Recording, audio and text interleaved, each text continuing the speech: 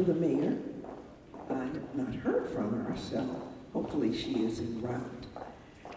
But at this time, I'd like to just note for the record that a physical quorum is present. And with that, until the mayor arrives, the board will need to appoint a temporary chair for this meeting. You should call, We've got to clerk, you should call the roll to to determine. ascertain. Trustee Williams? Here. Trustee Oscar Brown? Here. Trustee Payton? Here. Trustee Griffin? Present. Trustee Rudez? Trustee Larry Brown? Here. And Mayor Covington. Clerk Jones, the mayor has indicated that she is in transit.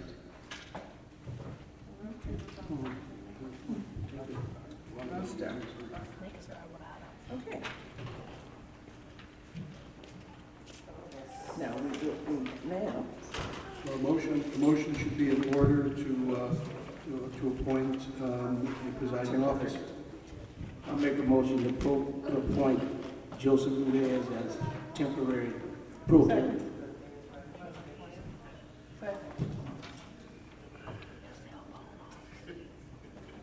okay, it's been moved by Trustee Griffin, second by Trustee Williams, that Trustee Joseph Rudez is temporary presiding chair. Trustee Williams? I'm doing the roll call. Trustee Oscar Brown? Aye. Trustee Payton? Aye. Trustee Griffin? I vote aye. Trustee Rudez? Folks, aye. And Trustee Larry Brown? Aye.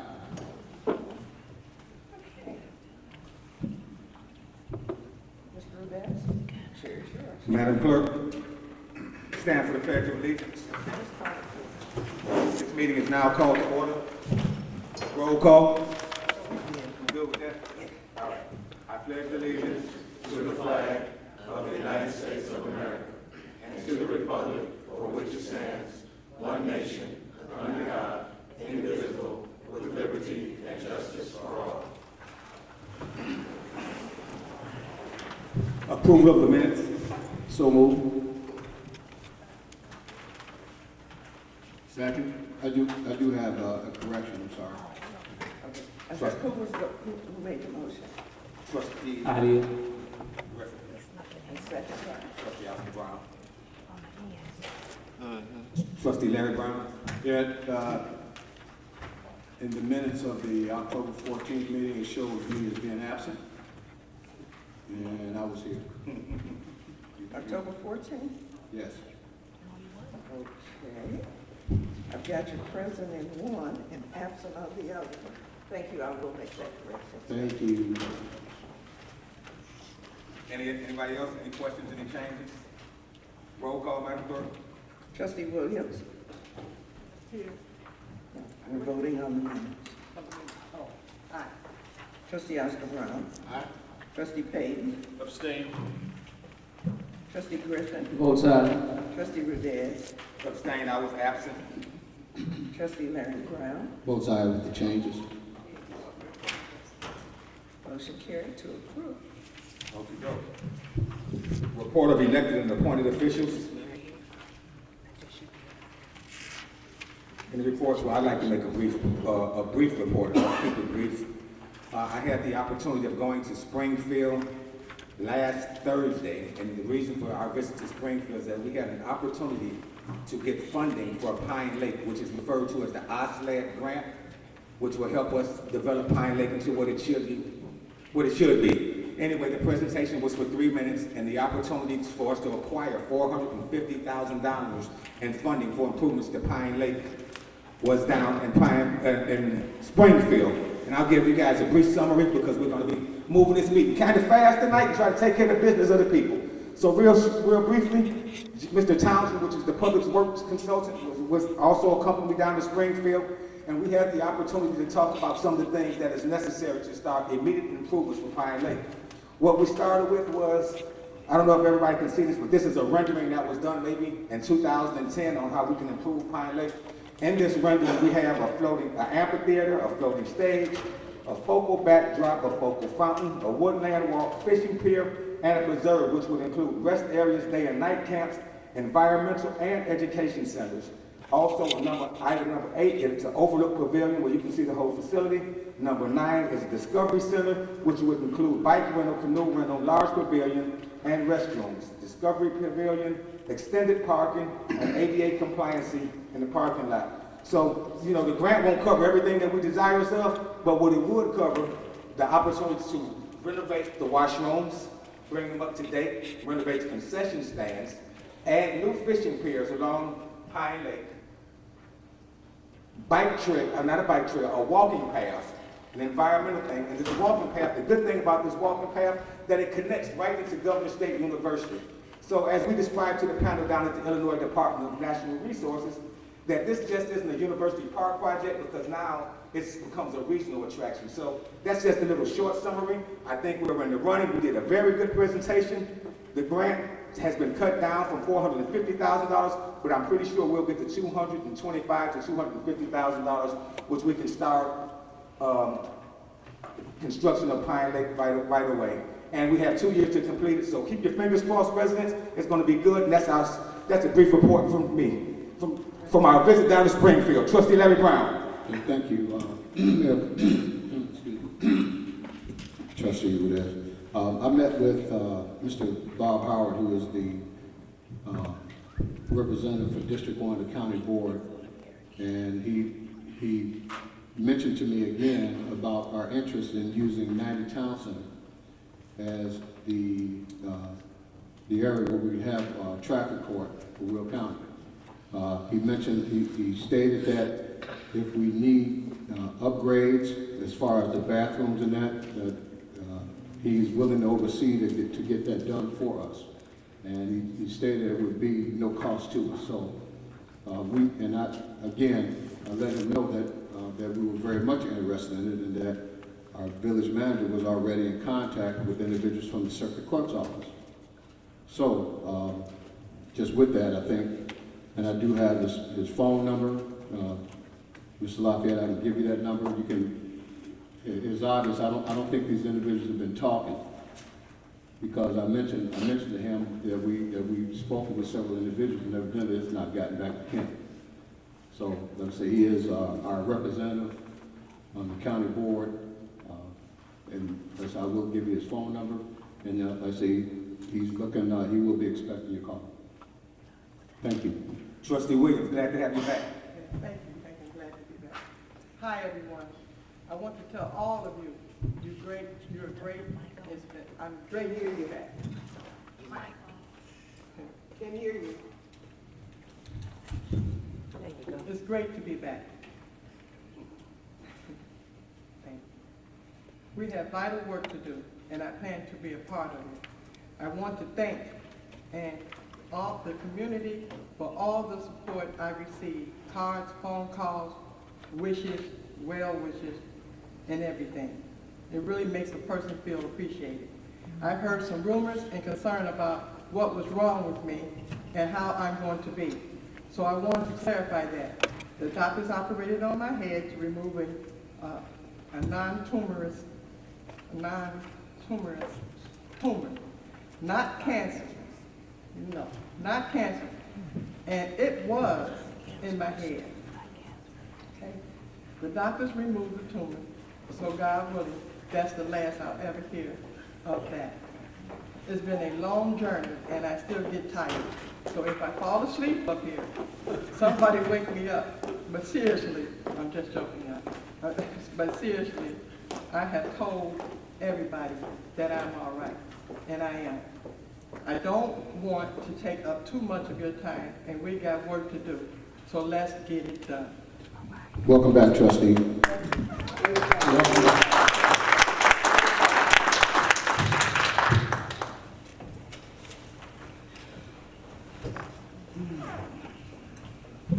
Oh, Mayor, we're on the manager's report. Thank you.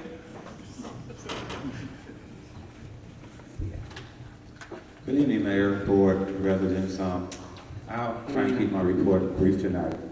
The village staff, along with JLA Architects, We'll continue to work on the Technical Resource Center. The specifications were revised and the project was rebid to reduce the scope and the cost of the project. The bids were open and low bid within our expectations has been approved. The drafted contract can come before the board. We hope to have this contract before the board at the next board meeting. The University Parkway project continues to move forward. Currently, ComEd is in the process of relocating their utility lines. A substantial amount of TIF funds have been deposited into the village's special tax allocation fund. There are 11 companies that receive reimbursement from these funds. We've completed the reimbursements of six of these companies. We're continuing our work with the South Suburban mayors and managers for the Enterprise Zone project designated for the Enterprise Zone along the I-57 corridor for targeted areas within our Council of Governments. Joining the development of the Enterprise Zone, the application will be submitted to the State of Illinois legislator in January 2015. The COG consists of 71 governments, municipalities, so we've broken it down into small groups. Our group consists of University Park, Matteson, Mauneen Park, Forest, and Richton Park, where we've had several meetings to discuss Enterprise Zones and what other incentives we'd like to include in the application, in addition to what the state Enterprise Zone incentives are. The Enterprise Zone is designed by the state of Illinois to provide economic benefit to companies looking to build or expand within the state. Incentives include no sales tax on building supplies and other benefits to companies who take advantage of this opportunity. Currently, our Enterprise Zone includes our entire industrial park and our commercial zone around University Parkway. Our auditors have completed the field work for the 2011 financial statements, and currently the report is being drafted. Once the report is drafted, they'll present it to the board, and they'll continue right into the 2012 audit report. The public works staff are preparing 6 town centers for occupancy by the Austin People's Action Center, Satellite Office, and Training Center. The Austin People's Action Center has received a grant from IDOT to set up a training facility to teach individuals certain skills in the construction trades. Participants are paid $10 an hour. We expect to have this lease before the board at the next board meeting. That concludes my report. Very good, very good.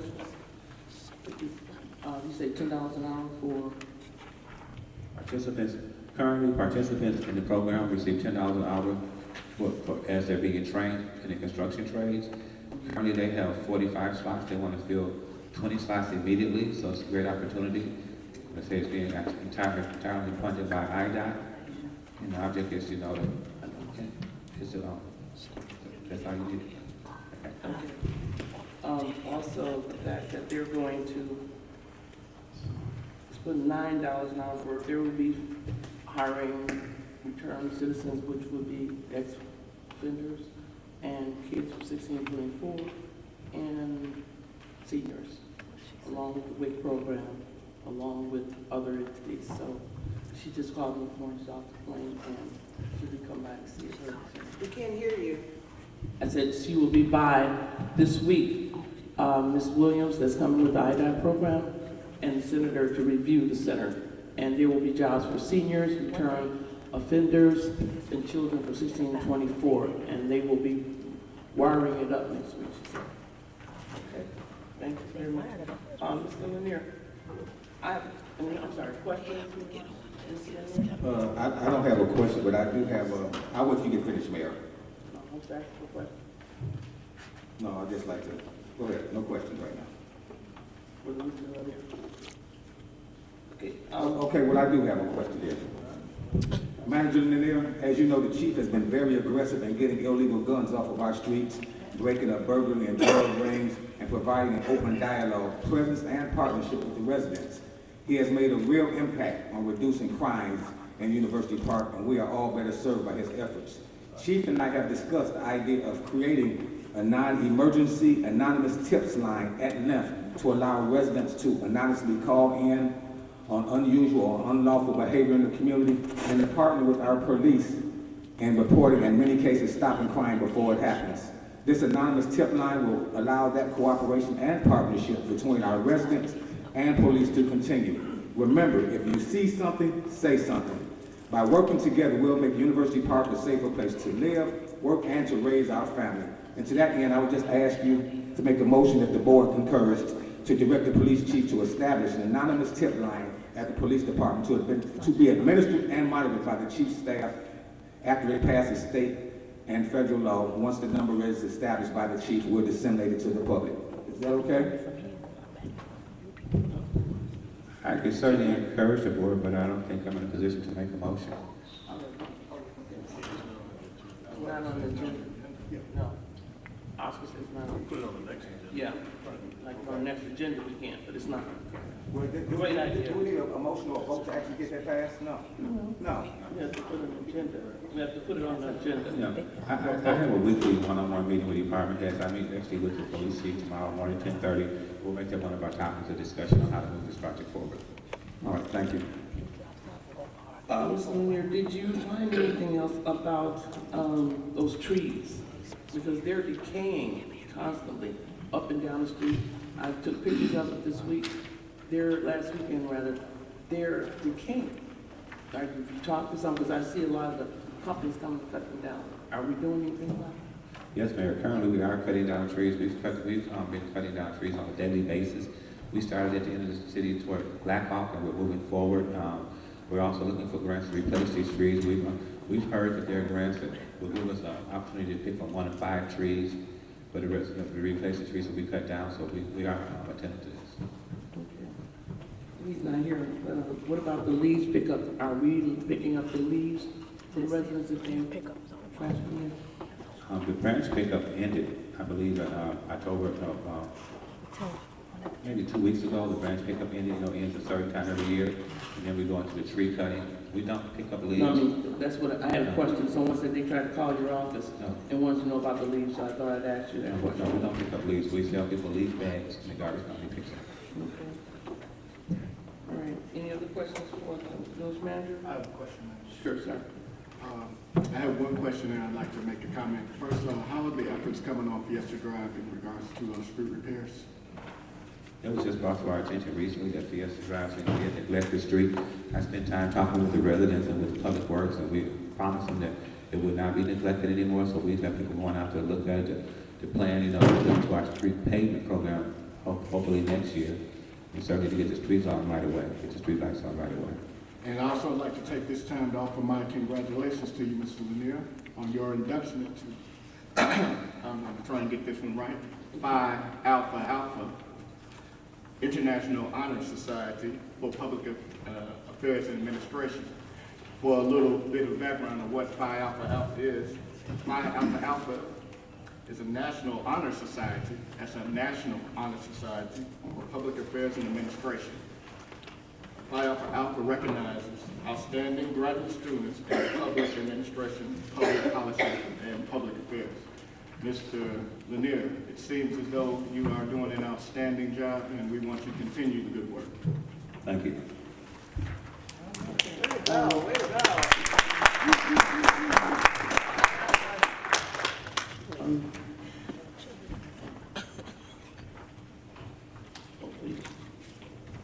There was a correction needed in the minutes. I'm sorry I wasn't here for that. Trustee, could I take a motion to reconsider that vote? So moved. Thank you. Second.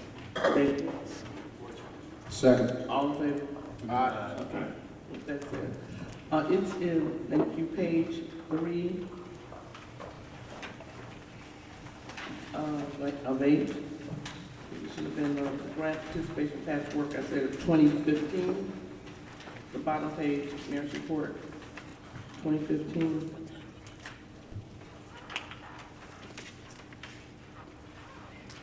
And on page 4, I'm sorry. Page 3. yes, ma'am. And the code. At the end of my report, patchwork project 2015. Patchwork. Yes. Okay, on page 4, it should have been, you have Mary Pruitt, it was Miss Mary Truss. No, ma'am. Mary Trust. Yes, ma'am. Ask that question. Page 4. both paragraphs. Can we know what the changes are? On the agenda, I said add year 2015 at the bottom, one paragraph, the year was left off.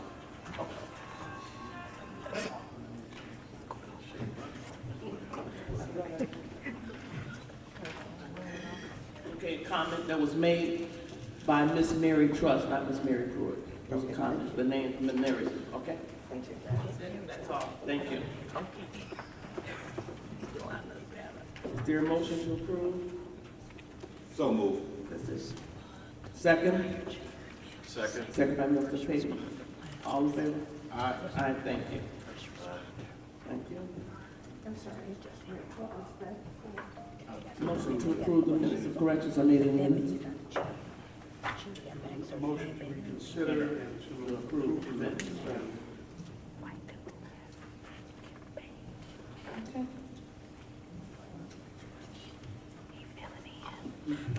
Finished? Mayor's report.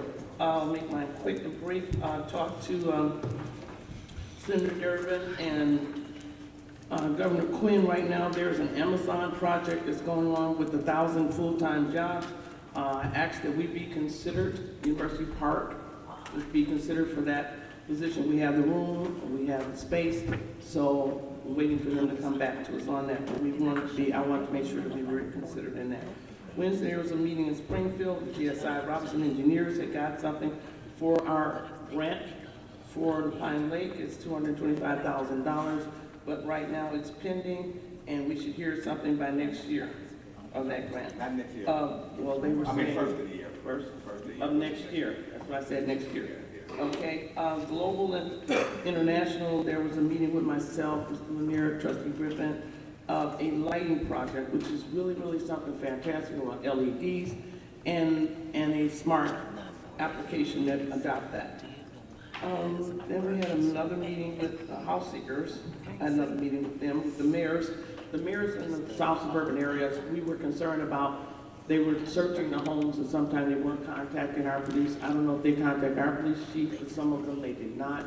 And they were going in some of the houses that were vacant, looking for dead bodies from the crime that we heard on television. So we talked and got together and talked about some of the procedures and what we want to follow with that. The consortium at Governor State University, very successful. We thought that was talking about more things we can do collectively and with other sources to help University Park as a whole with Governor State. And we went through the grant that was Trustee Griffin and I as well. Again, the opening of I-57, we're really, really happy about that. And that I used it today and it was really, really good. Fast, and we appreciate that. Also, there's a application that we're talking about tomorrow about rebuilding the Southland area. We will be talking about that with Reggie Greenwood. And I had a talk to the lady in Thornwood House. She just called me back. That's why I apologize for being late. There was some type of problem with their heating. And right now they have something, they said someone will be there tomorrow to try to repair it. And I said that's kind of unexcusable, that the poor people can be cold, but there's going to be a warming area for them tonight. But she said tomorrow there should be someone there working around the clock with no downtime. So that's something that I got a lot of phone calls about that, and hopefully that will be rectified by tomorrow. And that's the end of my report. Committee and commissions?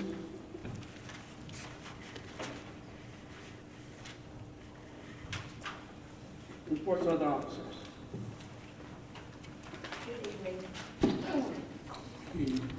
Good evening, Mayor, Board of Trustees, and residents. Just wanted to let the residents of Brassy Lane know that the polls for the netting went up on Friday, and then they'll come out before November 8th to finalize the netting, so it will definitely be complete. Special thanks to these wonderful people, and I know Candy will still be coming for our big party here tomorrow, so we look forward to seeing all of you all dressed up real nice and come out and play the games with the kids. The mayor, Trustee Griffin, Trustee Rudis, Trustee Larry Brown, Mr. Lanier, the police chief, the fire department, Daryl Bolden, Christelle Allen, Mr. and Mrs. Pope, and Pete Gordon. Once again, from the Park and Recreation Department, we want to thank you guys, because trust and believe, there'll be a lot of babies in here tomorrow. You all have a wonderful holiday. Thank you. Any other?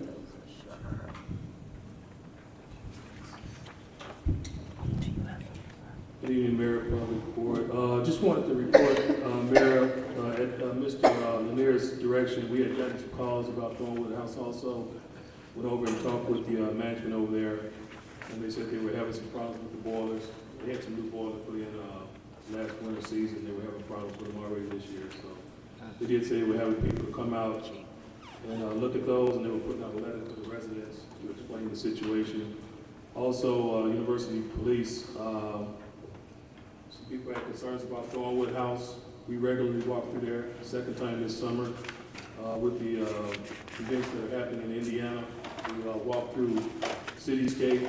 There are absolutely no incidents over there, nothing to report. So just wanted to let the public know that village is safe in that respect. Chief, a question? You have a question?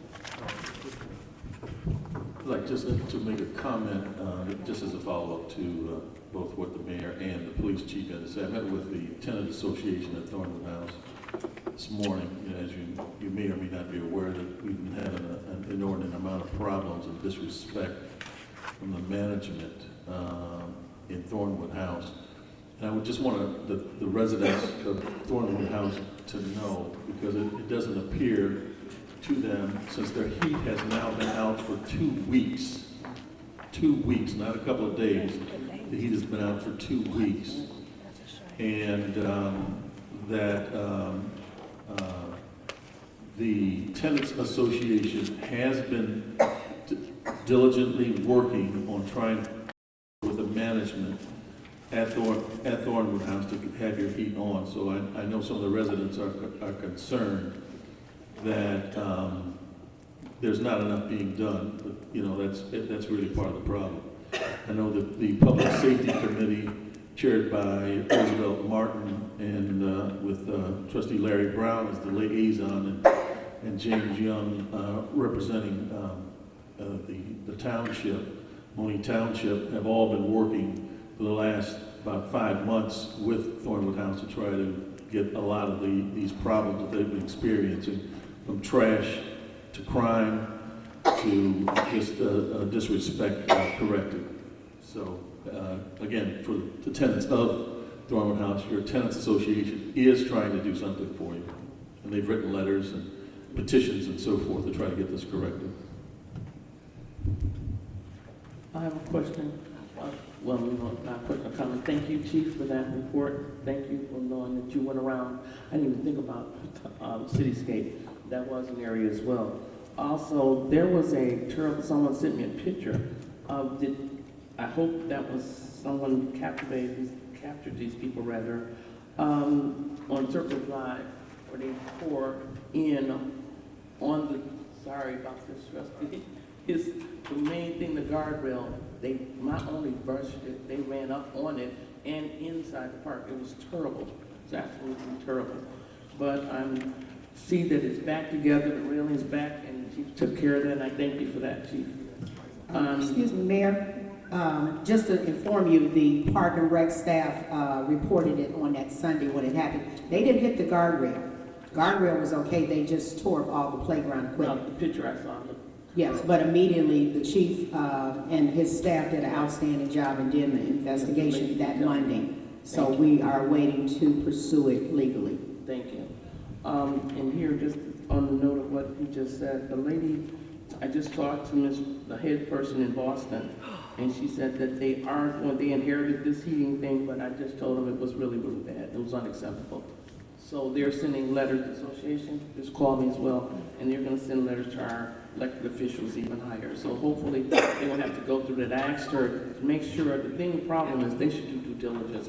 They should have they should look into this, don't wait until it happens. You should always check your heater, your furnace, the fire department always says that. Certain things, you shouldn't wait till the last minute. So, thank you for that. Any other department updates? My name is Dana. You hear me? Yeah. My name is Dana.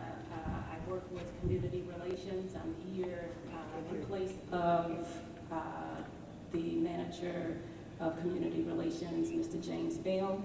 There's 4 things that I want to make note of or make an announcement. The first announcement, the prospective employee questionnaire is up and running on the University Park website.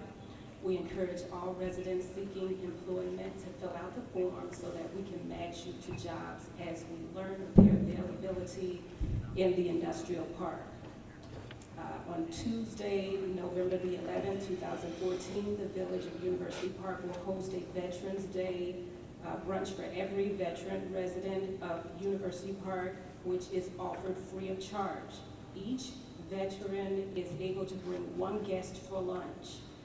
You must reserve a place no later than November the 1st, 2014 by calling the Community Relations Office at 708-235-0182. The next thing, we have the annual coat drive. It has commenced. We need your help and are accepting donations up until December the 5th, 2014, which is the day of the coat drive and Christmas tree lighting ceremony. We're accepting men, women, teen, and children coats. For more information, you can contact the Department of Community Relations at 708-235-0182. And the last thing, we have the Village of University Park is sponsoring a house lighting contest. There will be 1 grand prize winner of $250 for the best decorated house. Judging will be done by the Department of Community Relations. You will need to register your house with the Department of Community Relations by December the 10th, 2014. And we want to say good luck to all who will join in. Thank you. Question, does he have a date for the newsletter? The newsletter went to the printer on this evening, so as soon as they print it, we can distribute it. Oh, because we were waiting for the draft. You were supposed to send a draft Well, to the manager. it went to the printer.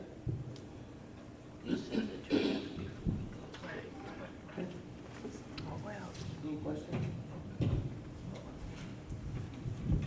All right. Department updates, general public, this time. Yes. We set aside 30 minutes for comments from the public. We ask that each person address the board for no more than 3 minutes. We will keep time, and our material indicates that we are not looking for protracted, repetitive, irrelevant, or abusive remarks. Mr. Robert Travis.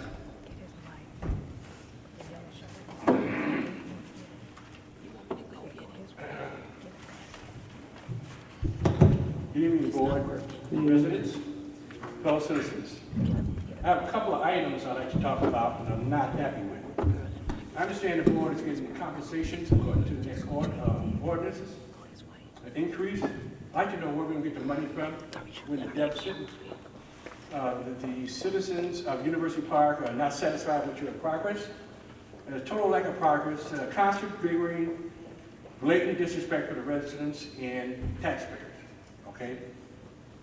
Number 2 and 3 is that I noticed that you have an ordinance reading 2 and 3 on the approval, authorizing the execution of the employment agreement with the police department, police Eddie Bradley, and manager Lanier. But I didn't see it in the agenda here. Okay, it's not in the agenda here, but it's here. Somebody must have left the board packet. I got a hold of it. So I don't know what's that about. But anyway, as far as the contract for manager Lanier, I'd like to know why are you extending him for another year? Has the board, has each member of the board ever, I know you did it after 6 months, but the next 2 or 3 years, have you ever conducted an evaluation of manager Lanier? Each year, have you ever done that? And also the residents are, I got this from people in the street. Now the residents are dissatisfied with his performance, lack of response and communication with the residents, committees, and his residency in Matson, not in University Park. Okay? So please ask me those questions. Thank you very much. And your first question was, is there, Mr. Travis, was there and yes, it is on the agenda for a reading. Say again? Yes, there is an agenda, on the agenda for a reading for an increase in salaries. Yeah, that's on the agenda. Yes, it is. But the other two, it's not on the public agenda. But I found it in the board packet. Somebody left the board packet up there, and I got hold of it. So I saw it here, but I didn't see it here. Okay, so are you going to talk about it today, or what? This takes precedence over this. Yes, sir, it is going to be discussed. Clerk D. Jones? Yes. He said, that, I don't know what agenda he's looking at. This is the agenda that we get, that the public gets on the table. And this is the agenda I found in the board packet. That's stacked up over there. Somebody must have left it. And I couldn't find it. I know you're going to talk about it, but I couldn't find it in here. But I found it here. Okay, so are you guys going to talk about it or what? It's unofficial. Apparently, those copies might have been made from the, I don't know. I had not noticed. But the agenda that's posted, the agenda that went out, is the agenda that includes all the agenda items through item G2H. Okay, but this right here, the public has, does not have the G2E and the G2D. Okay, apparently what happened, we had printed the agenda, and about 4-something on Friday afternoon, Okay. I got a call from the attorney that the other documents would be Okay. ready, so they were added. That's just the ones for MedMed, right? I don't have a copy of what you're looking at, so I can't Well, truly this is- address what you're, could I see what you're talking about? I got something bigger. We go through this agenda here. Those items are not there.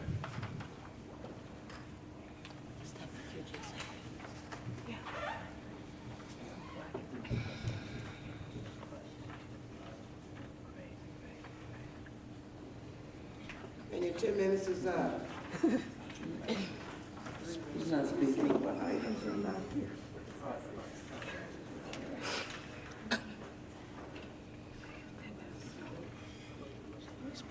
These are the ones that. In the meantime, while they're correcting that, okay? Okay, you got your answer? Okay. Ms. Cynthia Hudson?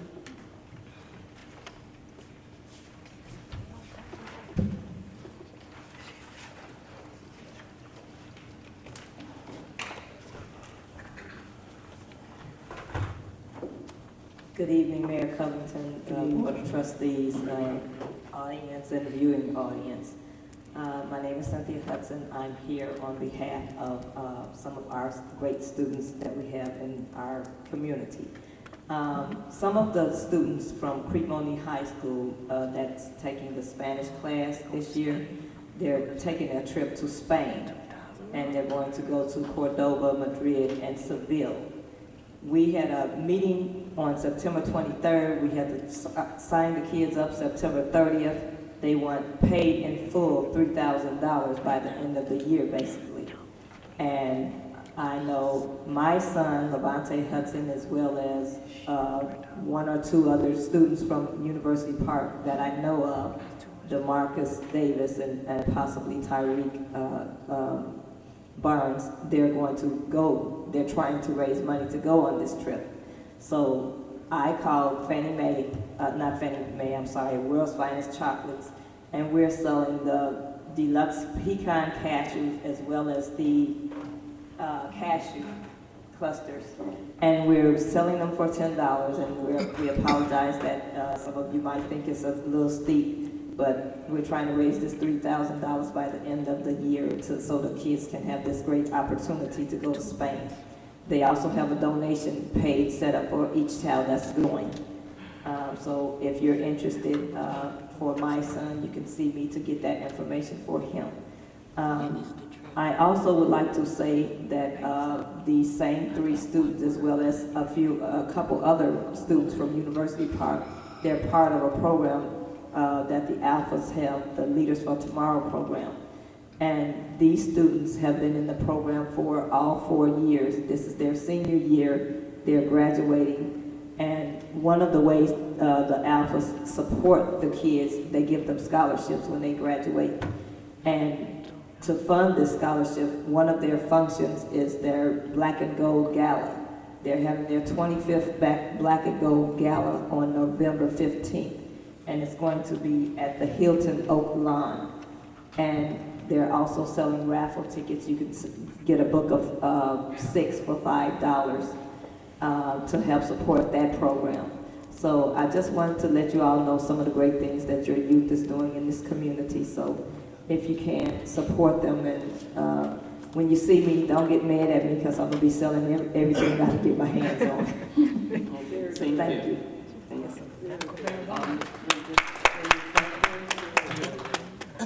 Franklin?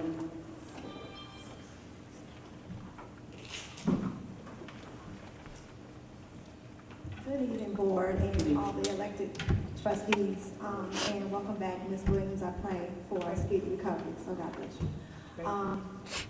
First, I would like to ask, are there any future plans about putting up some more streetlights around the village? Because it is extremely dark around the village. And I grew up here, so I'm used to it. But now the children, well, the high schoolers are getting out of school from after-school activities around 5 or 5:30, and they're getting on that late bus.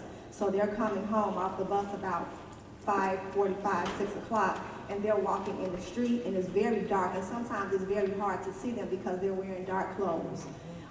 So I just wanted to know if there are any future plans about putting up some street lights. Also, if I can know exactly who to get in contact about a street light that has been out. About last March or April, we had an extremely bad storm, and one of our street lights on Sullivan Lane has been out. It actually fell into the street. Now, it got cleaned up, but it was never replaced.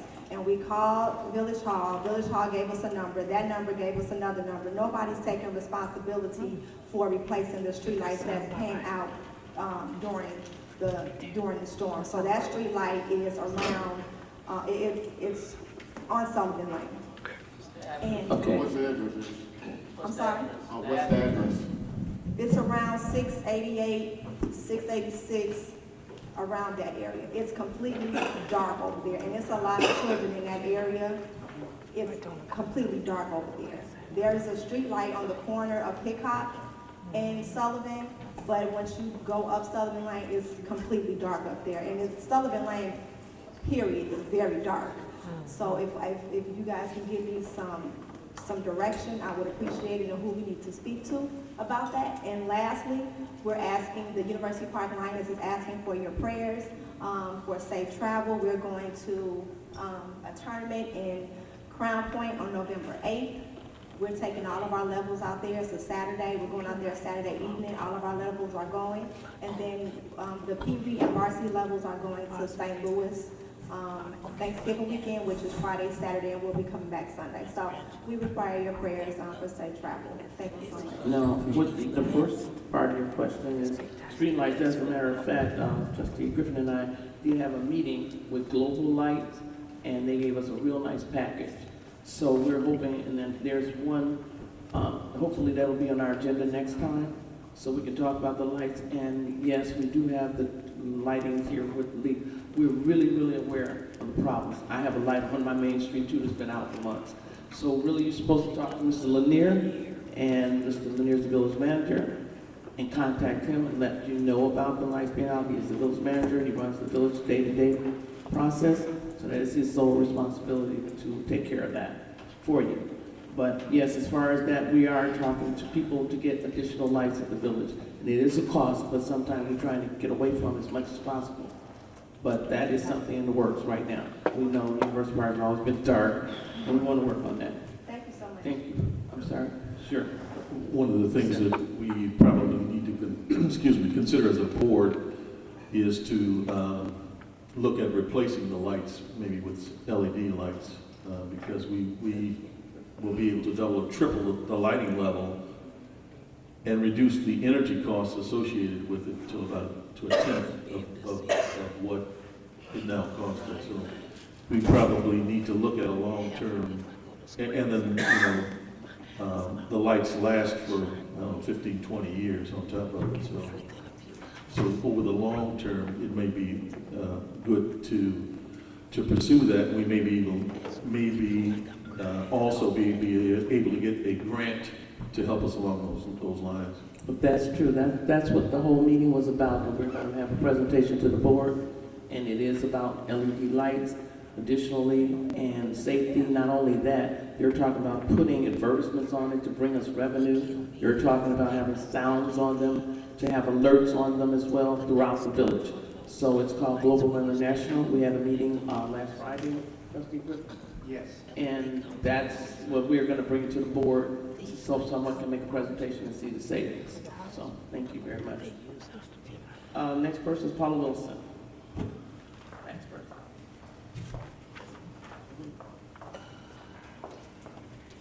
To the board. Mayor Covington, good evening. To trustees, other elected officials and residents, good evening. Paula Wilson. I too, like Travis, looked online and saw the agenda, and I see that on this agenda, one of the topics I had a question about is not listed. And that topic is a contract for chief of police. Are you guys addressing that tonight or not? It is on the agenda. Okay.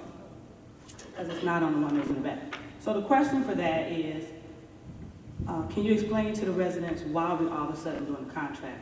In the past 30 years, we've never had a contract for a chief, so just kind of point of order, why are we doing it today? And if you're doing first, second, and third readings today, why today? Why not have a first reading, wait, so if there's questions, they could be answered? Thank you. Thank you. Mr. Lanier, you want to address that? I can address the last two residents that came to the podium. I want to thank the young lady for pointing out those street lights. I made a note of them. We will have someone to repair those lights very quickly. We have repaired quite a few street lights over the last year, in excess of 100 street lights, and we continue to repair them. Some of these lights had been out for extended periods of time. I don't know why people tolerate the lights being out for so long, but we have aggressively attacked the street light problem and repair lights that have been out as long as 5 and 10 years. As far as the LED lighting goes, that's also a method that we're moving to. You might know that the new street lights that we did install, they are LED. When we get ready to repair lights, we have talked about in the next year budget replacing the heads with LED lights. It's a little more expensive right now. The approach is simply to get all the lights on. There's a lot of underground wiring and locating that we've been doing to get those lights on. But the object of the program is to look to replace those heads with LED lighting. It's much better lighting. We won't have to spend so much manpower replacing the light bulbs. They last a lot longer and more efficient, and a lot of the cost is reimbursable, in the future with the grants. As far as the contracts on the agenda, these are things that the board has asked us to consider. One thing she spoke about, she asked me to respond to the chief's contract on the board. The chief is doing an excellent job for us. We would like some continuity in that department. Since I've been here, this is the first time we've actually had, in my opinion, a police department is beginning to start functioning as a police department should, as a paramilitary department. We've had a lot of chaos and confusion in that department, and it's had a lot of turnover, and we want to show some sort of consistency moving over and have some of these programs that are being instituted to be able to be carried out. Thank you. It's on the agenda. It's not on the agenda yet. Oh, it's on this agenda. Yes, it is. Yes. I don't know why. I apologize for the accusations. We're done. Closing. Okay, now we're going to go to the unfinished business discussion agenda. We're going to try to execute this. I know we won't do have an hour like we did last time, but we're going to do as fast as we can. Second and third reading on the ordinance allowing off-street parking during limited times across sidewalks. Is there a motion? So moved. Moved by trustee, trustee Rudess. Is there a second? Second. Second by trustee Larry Brown. Questions? I'd like to make a motion to have this for a second reading only. Okay, is there a second? Second. Second by trustee Mr. Payne. Questions? Roll call for a second reading. Trustee Williams? Both aye. Trustee Oscar Brown? Aye. Trustee Payton? Aye. Trustee Griffin? Opposed, no. Trustee Rudez, Votes aye. Trustee Larry Brown, Votes no. Mayor Covington. Aye. I would like also to make a motion in relation to this. This is the driveway problem. We need to specify something like maybe a two-foot access for passage. If you let a car park over a sidewalk, there needs to be some method of getting around it, and it should be in the inside so that people don't have to walk out in the street. That was part of the whole purpose anyway. And I noticed in the minutes, the trustee Oscar Brown Jr. had brought that up, and it was not in at least my copy of the ordinance, so I would like to amend that, right, to have that included. Actually, I have to say I'm in agreement with trustee Payne. That's something I believe we should look at. I didn't get a chance to try and take my stab at it, so I just want a little extra time to. Okay, not a problem. Not a problem. Okay, roll call. There was a second? Yes, but this ordinance was already, I believe that the vote was taken to only approve the second reading. So it's passed on second reading. I think those comments that have been made will be incorporated into the third reading, so you'll see it in the next ordinance. Right. Okay. So you're saying you cannot amend the ordinance simply because we did a second reading? Well, the second reading, it passed on the second reading. The motion was made to approve the ordinance in its current form with regards to the second reading. If you wanted to make a motion to reconsider that, you could, but otherwise discussion with regards to this ordinance is finished for tonight. But again, we will certainly, in terms of producing the ordinance for third reading, I believe that there's a clear direction to have that change made. But it's up to you if you wanted to make a motion to reconsider and bring it back, but otherwise the board acted on the item. I'll second that. You made a motion? Yeah, I'd make a motion to reconsider. Okay. Second. Second by Larry Brown. Okay, roll call. This is to add the change to it, trustee? Yes. Yeah, you could do it all at once. It would be a motion to reconsider and to have the ordinance approved for second reading with the modification providing for a 2-foot access for parking, allowing passage along the sidewalk. Or driveway. Right. Okay. All right, roll call. Trustee Williams, Both sides. Trustee Oscar Brown, Aye. Trustee Payton, Aye. Trustee Griffin, Votes aye. Trustee Rudez, Votes aye. Trustee Larry Brown, Votes aye. and Mayor Covington. Aye. Second and third reading an ordinance permitting parking on the streets without fire hydrants. On the side of the street without fire hydrants. Is there a motion? So moved. Moved by trustee Rudez, second. Second by trustee Griffin. Question? Yes, I've got a question. In section 2, it refers to signs indicating this parking restriction shall be, well, just for the public, what we're talking about is modifying our parking regulations so that you can park on one side of the street that doesn't have fire hydrants so that the fire department, if they need to access them, can get there. My question was on section 2, on page 2, said the signs indicating this parking restrictions shall be placed within the village to the extent of the signage, in addition to the adoption of the ordinance as required by law. I was just wondering if, Manager Lanier, did you make any kind of estimate as to what that might cost us to change all of the signs? No, we don't have an estimate of the cost, but if the ordinance is passed, and I had conversations and reviewed emails and verbiage from the village attorney, we do understand that we would have to put up substantial signage on these streets to alert people that they can't park. We couldn't really enforce this without the signage. I might just add, I sent a memo to the manager. If in fact, as really this is, I think we'll have to work on the language of the sign, but if this is, as it is, a ordinance that would apply throughout the community, the law does allow for signs at all entrances to the municipality that indicate what that is. Otherwise, you actually have to have signs on the individual streets. So I think there is a method to do this, which would not be very costly. Yeah, sure. Yeah, I would not favor signs, because I could see a bunch of problems occurring when somebody parks and gets a ticket, and you tell them that the sign was at the front of the village. You know, so I think it'd just be prudent for us, since we are making this. And is there a time frame, Mr. Diamond, that really would need to be followed for the signage once this is implemented? Well, you can't begin ticketing until you have adequate signage. So what I suggested was that in fact the ordinance would not be implemented until the signs were up. Does that need to then be? No, that's why I wrote the language. That's why the reason for writing that language in the code was to allow for us to have that option. So I think we've already done that. Any other questions? Roll call.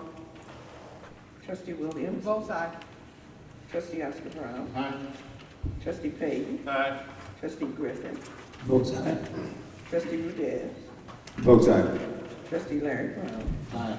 And Mayor Covington. Aye. Madam Mayor, that is ordinance 2014-46.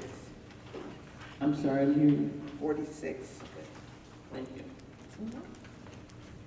Okay. Second and third reading of the ordinance authorizing execution of a redevelopment agreement and subsequent real estate tax reimbursement agreement relating to the property being purchased by Northern Builders and leased to Krockner Metals Corporation and contained within TIF 4. Is there a motion? So move. There we go. So Moved by Second. Trustee and second by Trustee Rudez. Are there any questions? Madam President, I have one matter. There's one blank item that we haven't yet finally received information on, which relates to the total cap.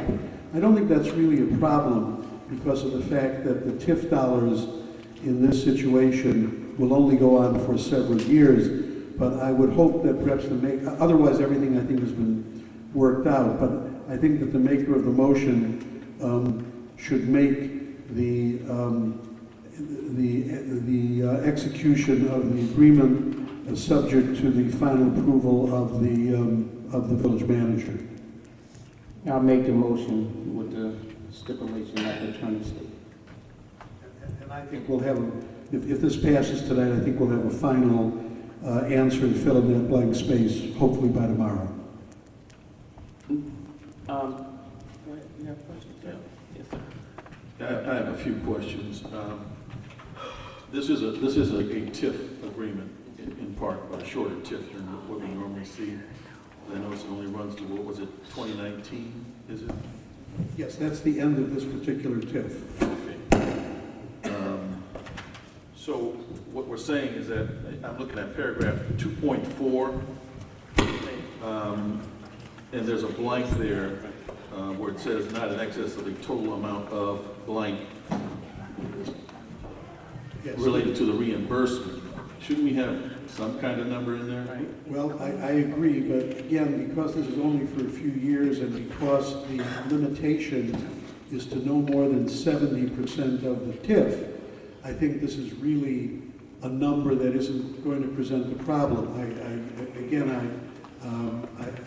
That's why I wanted to bring it to the board's attention. I don't think that this is a number that would adversely affect, because it's basically a potential reduction of what would be the 70% maximum amount, and this is a lower number than the village has agreed to in previous TIFs. So this is really a clarifying number. I don't think it'll actually present any difficulty. And if the village feels that this is a company worth bringing here for up to 70%, then the final number to be negotiated would actually reduce it, might reduce the total dollars slightly.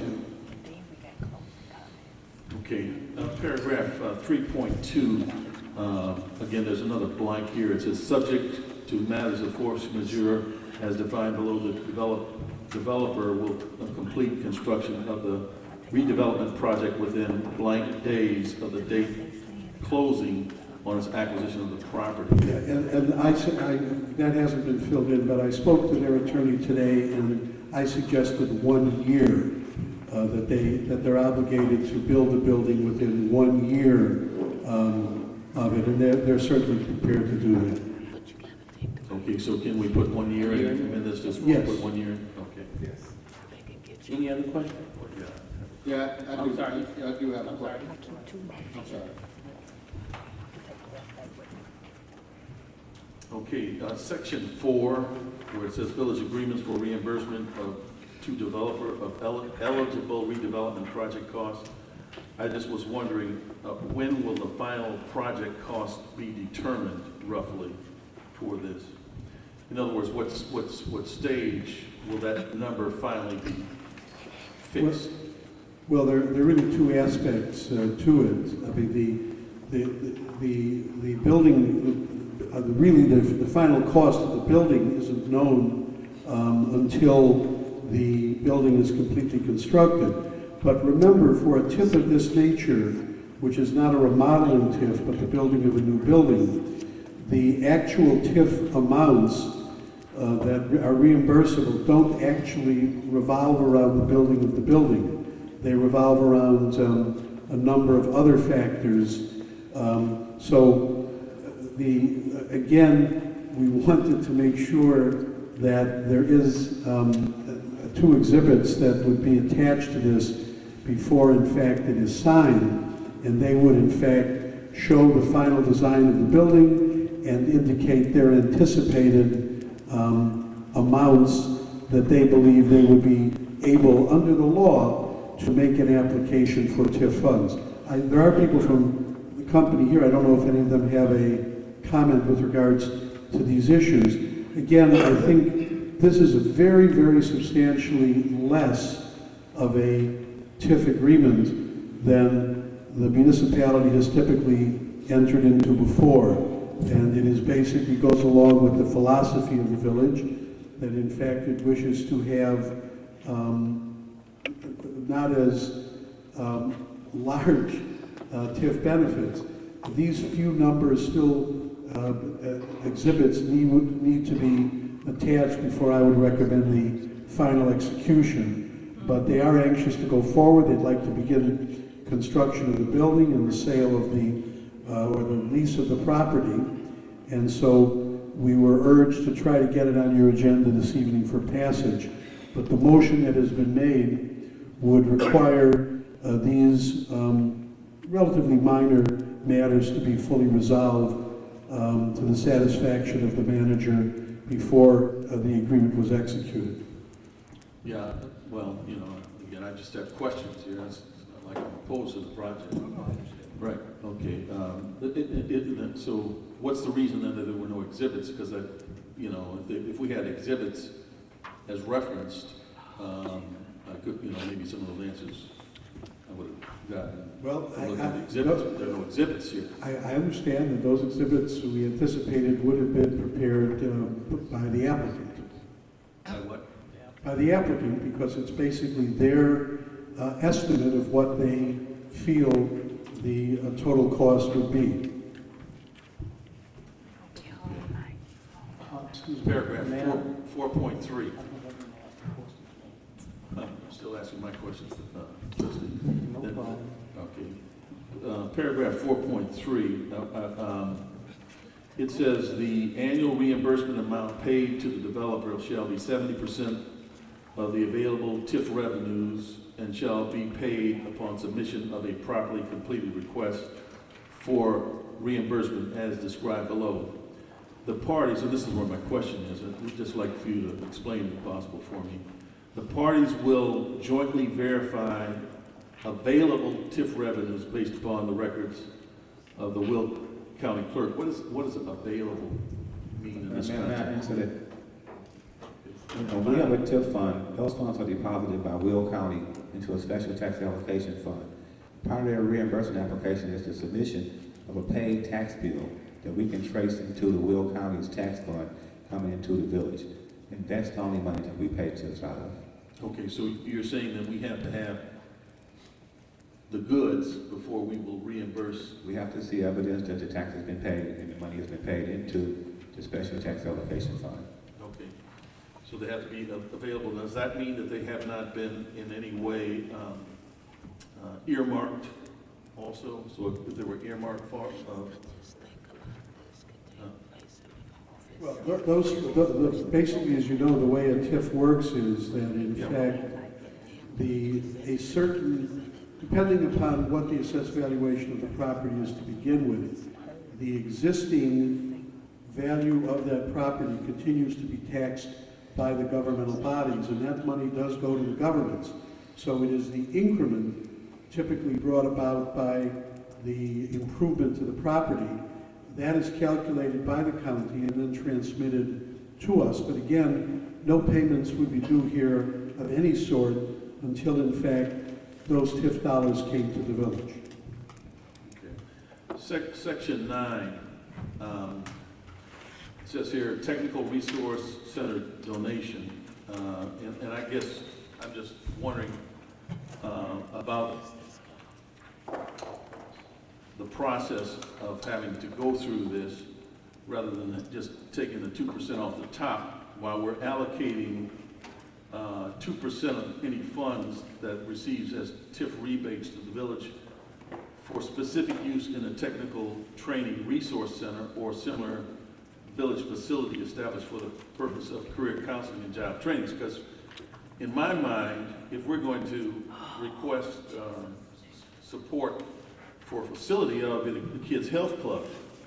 Since we haven't been able to get that completed for lack of funds, and that we need to start doing something for our kids as opposed to something like the Technical Resource Center. I don't have any problem with the contribution. I just think, 6 1/2 dozen of the other, you give it to them and then you're taking it back. I didn't see a real sense in that. But if there is some technical benefit to the parties for that, I'd be interested to hear what that was all about. I think I have a brief explanation, and that is that in fact, the TIF dollars have certain expenses that they can be used for, and training expenses are one of those amounts. Using it for a child's health program is not an allowable TIF expense. So the reason that this was included, I think, in the negotiations was because it would be an attributable expense relating to this particular project and would hopefully be able to provide job training for individuals who in fact would relate to this project. TIF funds cannot be used by a governmental body for expenses that are not TIF eligible. They're not simply extra money because they're the money from other governments, including the village, and we have to use them in a proper manner. Yeah. The way this is structured, though, is that the company is going to rebate to the village for specific use. So it's their money that they're essentially giving back to the village to support the Technical Resource Center. So if they can do that, if it's their resources, why not give it to the Kids Health Club? Trustee, one of the issues that we talked about when we were negotiating this contract was that traditionally in our TIF agreements, we require so many jobs. They're bringing a lot of employees with them. They wouldn't be able to meet that requirement right away. So as the village is very concerned about full employment of its residents, we tried to approach it from another angle, which was to prepare residents for these jobs when they're available and as they expand. So since we have the technical resource in process, this will be an opportunity for us to get some job training so we can have people prepared for these jobs as these openings occur. Yeah, and I understand and I appreciate that. I think it's an excellent idea. My concern is this, that like the GED program and the other entrepreneur program, those programs are open to the general public outside of University Park. Okay? Which means then our tax dollars will be used to support training for people who don't even live in University Park. Because if we go out for grants for the Technical Resource Center, those grants are going to be for everyone, except maybe a certain class, whether it's income or whatever, but they will not be specifically for University Park residents. And so that's a concern of mine, that now we finally are able to get some resources from our TIF operation, and that if it's like some of the other things, most of it will probably go to non-residents of University Park. That's my concern. And I would much rather, I know that the Kids Health Club, those kids are going to be, from University Park, and they're the ones that need it the most. And it is up to the board's pleasure as to who utilizes and who has priority over the Technical Resource Center. The other two projects that you spoke of, are co-sponsored by Prairie State College, which means that it's not up to our pleasure as to who attends. They have to more or less address their entire district, but this is a local initiative, which the board certainly does have jurisdiction over, who has priority and who attends. So I'd just like to get the final resolution for Mr. Diamond. As constructed currently with the 2%, are you saying that the 2%, because it becomes the company's resource and then they give to us, they cannot do that because of TIF regulations? Well, no, actually that 2% doesn't kick in until actually we get to the point where it's not TIF any longer, it's actually our own tax dollars. So I think the intention was to try to use it for something that related, if it was going to come back to us from the company, that it was to relate to something that could be beneficial both to them and to us, and that was the terms of the negotiations. This could be for something else, but it was done for this reason, I think, because it was an extension of the TIF and because it was intended to deal with job creation. Well, I would like, because I know Trustee Rudez worked very hard on this. I'm just wondering if it would be possible to split the 2% and give 1% to the Technical Resource Center and 1% for our kids programs here, if they would be amenable to that, and we could amend this by saying 1% to, our children's programs and the other 1% to the Technical Resource Center. Any other? Is that question answered? Is that durable? Anyone have some comments? Okay, Trustee Larry Brown. Yeah, I just want to go back a bit. Attorney Diamond, you said you did not have a figure. Could you give me, do you have a ballpark figure of the reimbursement to what the reimbursement to the developer is going to be? Well, I mean, the answer is it cannot exceed 70%, and like of the money that comes to the village of all of the taxes of all of the governments that are in excess of what the assessed value is of the property today. It's a very standard TIF, and this is a much lower number than the village has agreed to before. And out of that 70%, it is the obligation of the company to come in with what are considered to be proper TIF eligible expenses. And that's also established by state law. What I thought would be beneficial, I drafted that part of the agreement based upon an outline from Mr. Lanier, was to also put in a total dollar amount, and I think that probably can still be negotiated, but that would be better than any number that this village has entered into previously. So under no circumstances could it be more than 70% of the TIF dollars. So we won't know until we get a tally of all. You won't know until the taxes are assessed and collected. Okay, thank you. Yeah. Trustee. Yeah, I would like to, one more question here, and then I'd like to make a motion, if nobody else has any comments. But this would be section 7, which says, and there's no paging over here, but it says TIF District 4 will terminate December 31st, 2019, and then there's a payment schedule, sort of a, yeah, it's a tax abatement kind of program, but it's no longer in the TIF. And I was just wondering, what was the purpose of that? Why not? You can't do that within the TIF? Does it have to be done separately?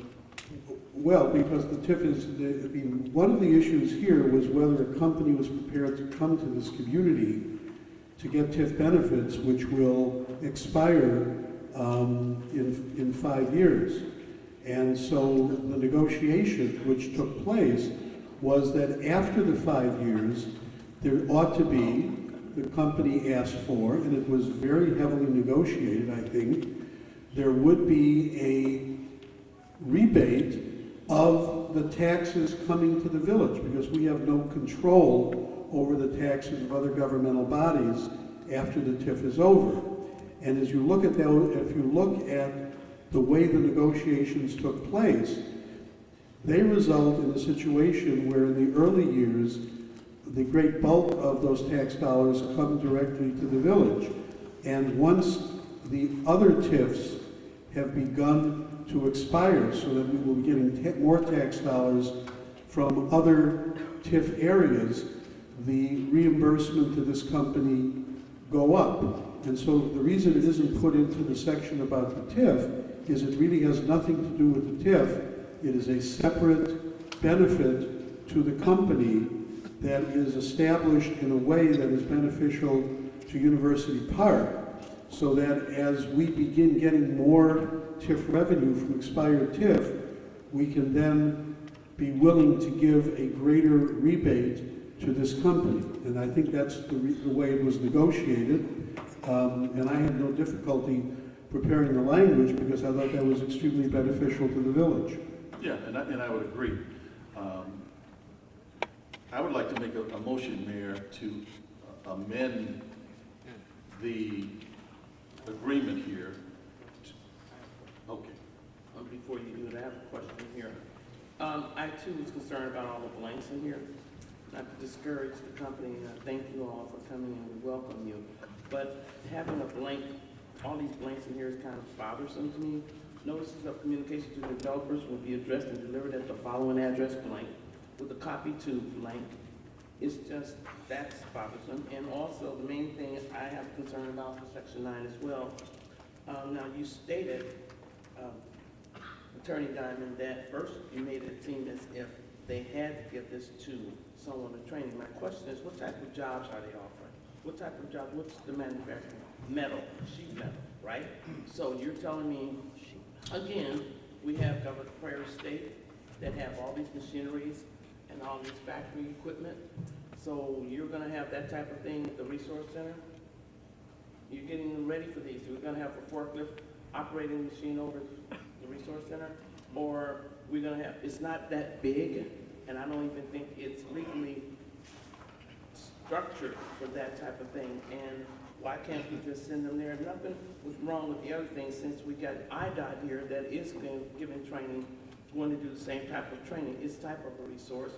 And I would like to see some money given to our cable station. That is just our hidden secret. It's a passion for me ever. And it looks like a dump. And it's horrible. The letters, you can't even read that it's WPC on there anymore. And we bring prestigious people there. And I know you understand that well, Trustee Ruiz. And it's well that we have people there that is, it's just embarrassing. I mean, nothing is properly done in there. We're finally getting some type of equipment for them. We've been there, I know I was working in there 17 years, and we've never done anything to upgrade that. If we have any money, we should put it to our cable station with our young broadcasters that are in there in training. So money should be allocated for that. So that's just my concern. We never, ever think about the cable station. Never. and we have people there and kids there, and some of our children have gone on and graduated from communications, because I have one kid, he's with me, he's a graduate there from our cable station. Now he's working for Senator Durbin. I mean, we have progress in there. That's not something to play with down there, but yet we can't get a piece of wood put up there. It's horrible looking. So if we can allocate some funding, since you said it's not necessarily for TIF dedication, we can give something, maybe split it up 3 ways. But I think we should split it and give some to our cable children. Mayor, I'd like to make a motion exactly that way. I would like to split this 2% so that it is 1% toward the Technical Resource Center and 1% toward children's related programs. You know, could be the young broadcasters. That is or training students. too, as well. Right, and That's development. exactly. So you know, I'm the person that helped put that whole thing together many years ago. So, right, started the young broadcasters. So I would like to make a motion to split the 1% to the Technical Resource Center and the other % toward the Children's Health Club and the cable station. Is there a second? Second. Roll call. Trustee Williams, abstain. Trustee Oscar Brown, And then, trustee Payton, Aye. trustee Griffin, Votes no. trustee Rudez, Votes no. trustee Larry Brown, Votes aye. Mayor Covington. Votes aye. You're gonna share it, what's wrong with sharing it? Motion fails. Motion, yeah, motion fails. Yeah, and that's a shame. Because if we're really doing this for the betterment of our development and training, it looked like we would do it for all of them. Okay, but that's not the point. Roll call for this, second and third reading of an ordinance authorizing execution of the redevelopment agreement and subsequent resale tax reimbursement agreement relating to the property being purchased by Northern Village Parker Millers Corporation and contained within Tier 4. Okay, roll call on this. point of order, this motion was made already, and it does include the stipulation that it's final approval of the village manager. Yes, I did that. Yes, he did. I think the mayor was just repeating the motion for. For clarification. Thank you very much. Roll call. Trustee Williams, They can't move that equipment in there. Then they can go get trained. They're already staying for the big equipment. trustee Oscar Brown, trustee Payton, trustee Griffin, They need Votes aye. trustee Rudez, Votes aye. trustee Larry Brown, Votes aye. and Mayor Covington. Mayor Covington. Nay. Madam Mayor, that's ordinance O 2014-47. The young broadcasters, one day we'll try to help you. Resolution authorizing the submission of a bidding proposal for the operation of a village post office at Fort Town Center. Is there a motion? So moved. It's a resolution. Is there a second? Second. Question? I've got some questions. Yes, sir. Yeah. I was going through some of the numbers here, and I was wondering, from a cost standpoint, I don't know if the manager did a cost analysis for budgeting purposes. I was wondering, do we have any idea? Because the revenue that we're going to get is $4,500 a year for annual rent, which equates to about $14.38 a day. And yet the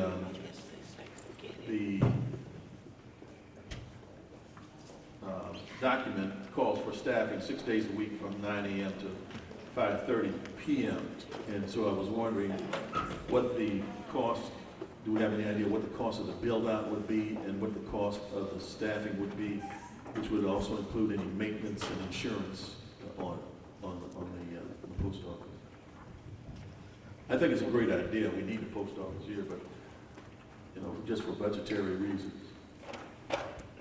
You may recall, this is maybe our second, perhaps third time seeing this, and if you look at the cost, I believe the prior time, and, you know, the cost is much greater than the financial benefit, you know, to hire 2 full-time people for 6 days a week, and the maintenance and those sort of things. I don't have the cost benefit laid out because it's something that we've seen a couple of times before, but it would be, we wouldn't make money on this. Just to be blunt about it. We would not. We would pay for this post office out of pocket. Yeah, it's a convenience to the residents. Since we don't have a grocery store, it'd be nice to have at least a post office. You know, maybe I can answer better since I talked to him. Mr. Lanier hasn't that much. This is really a resolution, and what we're trying to do is to get a post office here. What they're going to do is build it out. We do not have to build it out. They're going to build it out. Ms. Carr will be able to come back to one of the meetings to give you full explanation. What I thought we'd do, we would put it, Mr. Lanier even agreed that we would put it in one of the existing buildings, and they would do all the building out. They would put the SNCNA outside the door. I figured we would probably use some of our some part-time help that we have, seasonal, that could come and do that. They'll do all the training. They will bring all the machinery. We will be a sister station like they have in Richmond Park as well. And it's more of everything is not going to be a generator, revenue generator. It's going to be a service, like we've had so many people have given services here to the village without bringing revenue to it. And I think this is something that's needed. Our senior citizens can use it, and it will eventually bring us revenue. We will not have to pay for any supplies. They will give us the boxes, the stamps, and whatever we need for shipping. And then we could probably get more costs from Industrial Park and pull it away from Creek, Monee, Richmond Park, Park Forest. So it will be something that we can have ownership of since we got our zip code. Now we get our post office. But it's just a proposal for them to even consider us to be chosen. It's not been written in stone. And she'd be glad to work out the details. And then it's just a convenience that the people have been looking for in the village, to have a post office. So we could work it out. No, it's not a heavy generator. It's like nothing else is really. We bring in here too much, but we're trying to give services that the people have asked for. And it will be very convenient for us to do our own mailing there, and then have people supervise here. Mayor, not saying that disagreement, but factually, this thing has been ongoing for a long time. There's been a questionnaire that was asked to be filled out with at least 10 questions that still has not brought answer or brought this item out of the dark. If I'm not mistaken, if we hire those people, we have to pay them at the post office wage, we have to pay the same benefits and everything. Excuse me, sir. No, we do not. Oh, okay. Because they're not federal. Well, Mayor, I tell you what, why don't you table this and fill out the questionnaire and let's move forward with it, because we continuously hear the same thing over and over again. You know what, sir? I'm not gonna argue. I'm not trying to argue. I'm trying to make clarity here. It's a resolution, and I did share it with the attorney, and we did have our 10 answers. We did get that. It's not a cost factor. We can, No. No one has anything. I don't believe those questions have been answered, and the problem with this in its current form is, just as it says the submission of a binding proposal, and that is the problem with it in its current form. If they accepted it, we would be obligated to go forward, and I really think, and I know, Mayor, you and I have spoken about this, that the post office people feel that this is an initial indication that the village would be interested. You as the mayor could certainly write them a letter saying that in fact we are interested in going forward, but what is before the board today, and it's been before the board before, is what their documents say. It says a binding proposal for the operation of a village post office. and at any time it says here that you can get out of this contract at any time, in 1 day. So what I'll do is, I'll send it to you again, and you know, we can take a vote, because it's up and down, and yes, it's been here because it keeps getting tabled for whatever reason. And it's a simple thing. It will not cost us anything. They're going to build this out. They're going to bring it, but they're going to get the boxes, the stamps, and that. So if we would do this, it would just be a service to the village. I don't think anything, we're doing too much, I don't think, never mind, I'm not gonna go there. So you wanna just take a vote? Roll call on it, and I can get more answers to you again. It's just a resolution. It's It's not anything else but a resolution to consider it and to check it out and to get more information. Just a roll call. Yes. Trustee Williams, Vote nay. trustee Oscar Brown, No to a binding proposals causing us to operate a post office at cost. trustee Payton, Aye, to helping the residents of University Park have a little bit more convenience. trustee Griffin, Votes no. trustee Rudez, Votes no to the contract. trustee Larry Brown, I vote yes for post office. and Mayor Covington. Vote aye, and I will give you more information, Attorney Dunn. Motion failed. I'll bring it back.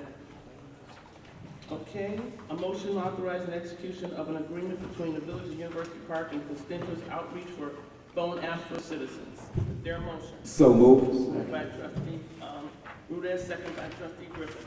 Questions? I have none. I talked to Global, as I said, we talked to Global International for lights, as the lady so stated. And this is great, what trustee Griffin has brought here. And the outreach consultant, it's an application form that you can contact people and whatever. But this is the same type of app that the global technical people said they could bring to us as well. I was wondering, maybe we could just table this, or we can go along with theirs and combine it, because it's kind of a redundancy here. If they can give us the same thing with lights, could we just consider that one company, so we get the same agreement? Because you haven't seen the presentation from Global International, and they have application as well. So we're doing basically the same thing. Excuse me, trustee, were there? You see? Oh. Question, Mayor, maybe I misunderstood what this proposal was. I thought this was a application so that, Oh, an application. yeah, I it's got a it. phone app for citizens. Am I Yeah, I correct? understand what it is. Yeah, so that make it convenient for our residents to be able to use their phones and tablets, you know, to access our website and get information. That's where the technology is moving, Right. you know, these days. They have it on your arm now. Right, so I don't understand how the lights came into it. Because we did have a meeting on it, and they have the same type of thing. But I have no problem with this, but they're gonna have, then we would kind of overlay it, but it does, I have no problem with it. Anything for the village citizens, yes. But I was saying that if we could use this, we're gonna have the same type of duplication done when the global light presentation comes to you. So if you wanna do this and put that out, I don't know. What are your preferences to take? I would, if you'd like to, I Can would. you see what that is all about? Yes. Okay. One there. Gonna be recognized. Yeah, because I'd like to make a motion to table it until we can hear what this other global company has to say. There a second?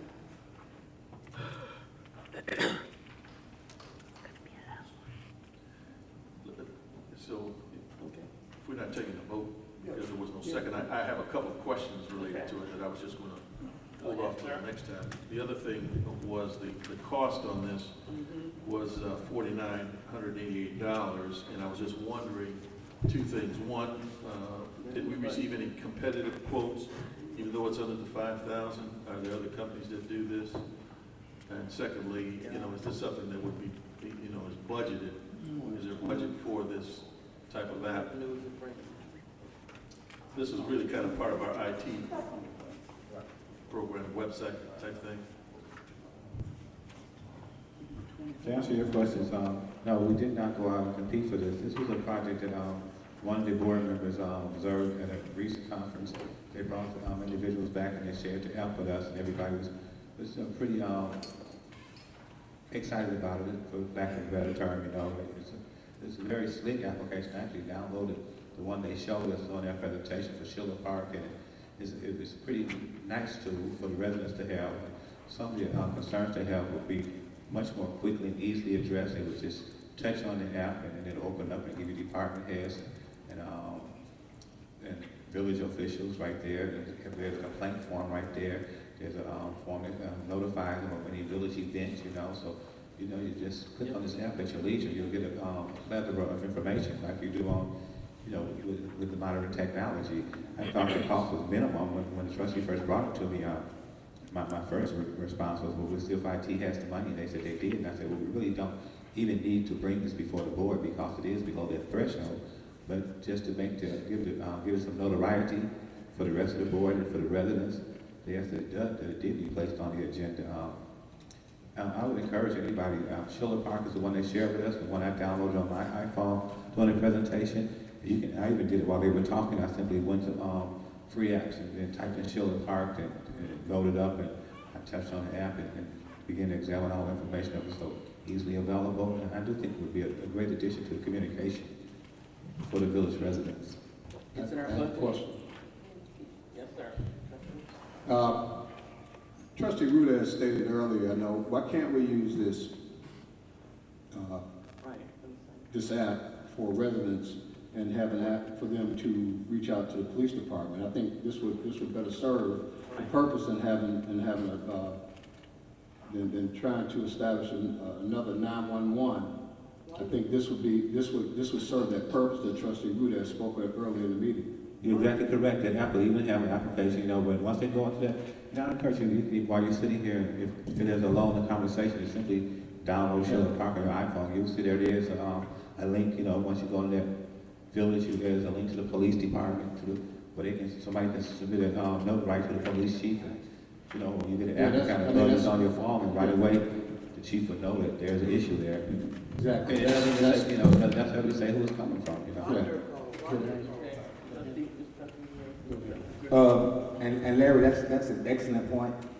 And the only downside to that, in my opinion, is that everybody doesn't have a smartphone, and sometimes our seniors are still accustomed to dialing the 1-800 number, whatever number might be available to them. So I think it can work both ways. I think if we have the application that has access to the department, but also some of our seniors and some of our other residents might not have application or computer savvy, or just the ability to use an application. So I think the phone still does work in an instance. I just want to say, Mr. Brown. Trustee Payton, he asked if we get another quote. We did look at another firm that the mayor had brought in on, I think last Friday or Friday before last. They were higher. They were much higher than this firm here. So I looked at I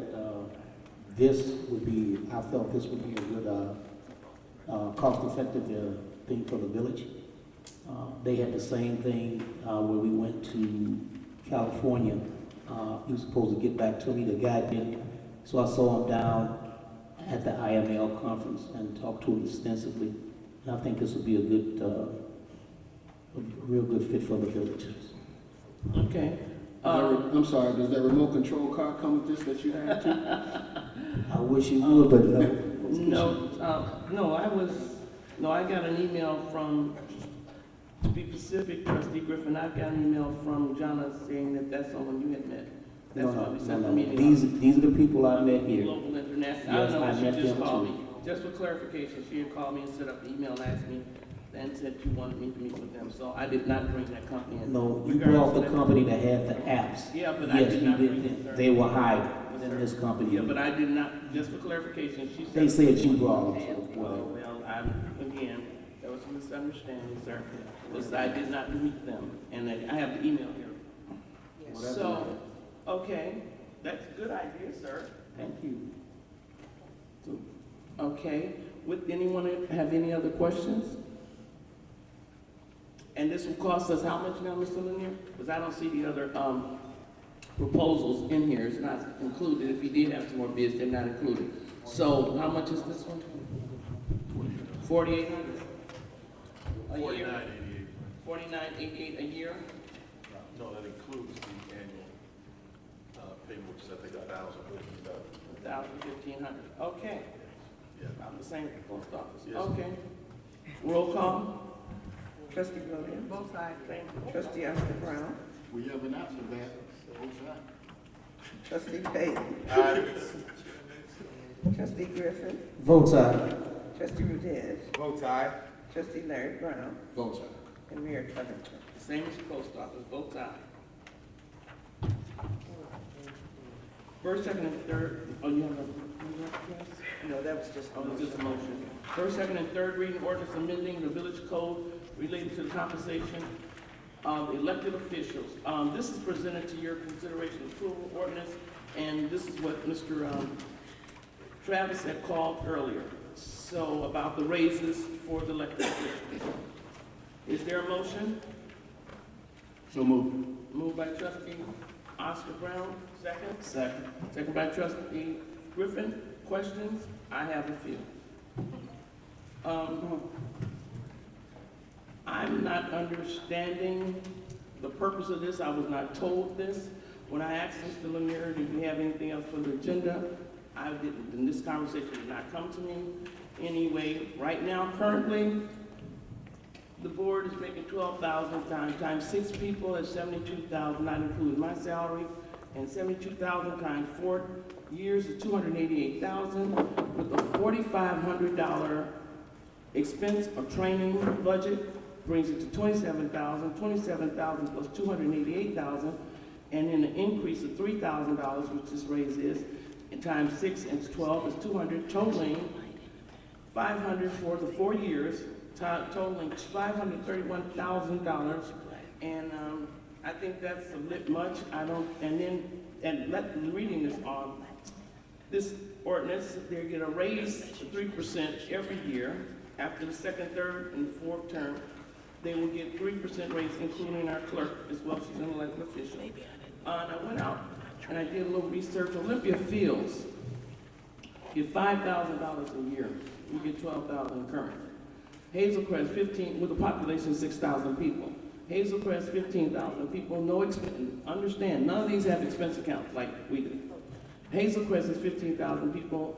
They get $14,000 a year. Robbins, 5,000, 15 people, and they get $400 a month.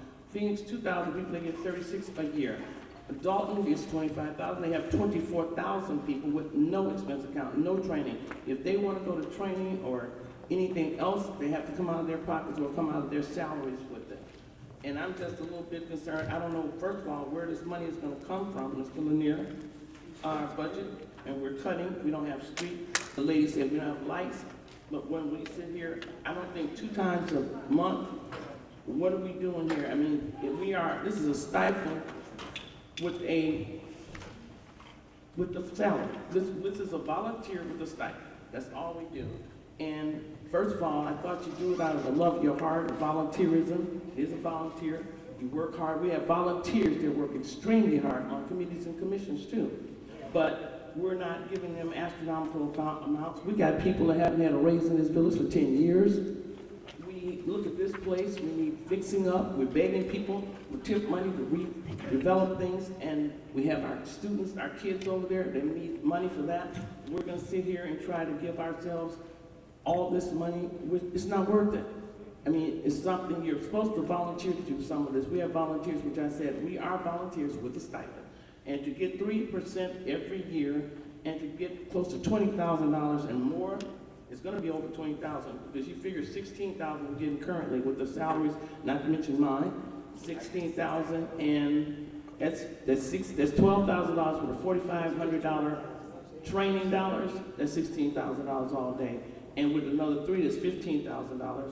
So I think it's a bit steep, and I wish that we can consider reducing this or not doing it at all, because we need too much in this village to start paying ourselves like this. We are not, what we need to do is get a part-time job if it's that serious. If people need that, they need a part-time job. They think they're gonna make this much money off of a board. It's just too much with 7,000 people in this village. And this town center look like crap. Look at the board down there at cable station. We don't have money for wood. We don't have money for painting. This makes no sense at all. I think it's overrated. I think it's unnecessary. Any other questions or concerns? Mayor? Yes, sir. I do have a couple of comments. Is your salary $20,000? First Yes, of all, it is, and that's what, first too of all, much. That's what I thought. And I got a job, thank you. yeah. First of all, you know, one of the things that our residents are real concerned about is our tax rate. We have the highest tax rate in Will County. And some of the fewest services of any community. As was mentioned earlier as part of the public comments, many people in this village don't think we deserve what we get right now. Now, Mayor, I know you threw out a lot of numbers. Let me just put my perspective on the numbers here. What we're talking about doing is going from $12,000 a year to $15,000 a year. That is a 25% increase. 25% increase.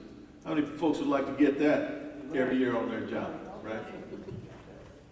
And, you know, keeping in mind now, I think we are not even, I think we're about 90 days behind paying our own attorney here.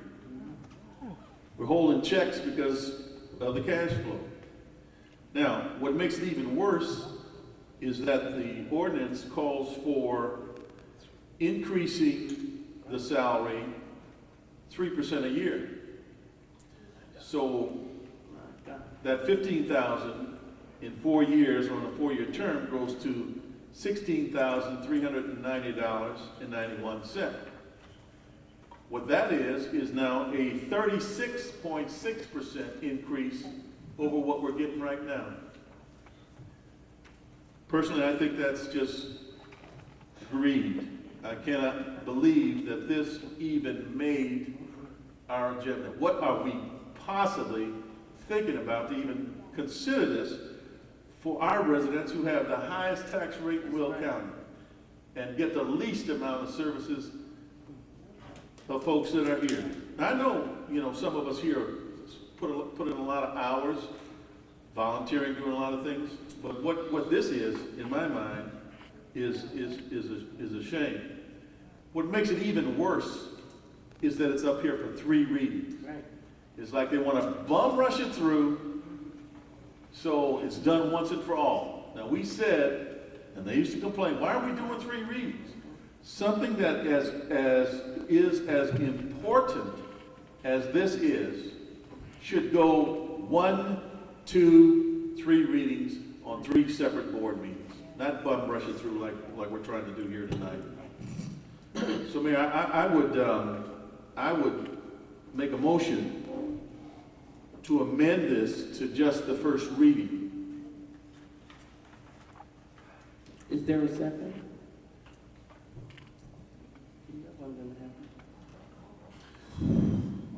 So if there's no second, Mayor, I would make a motion to table this.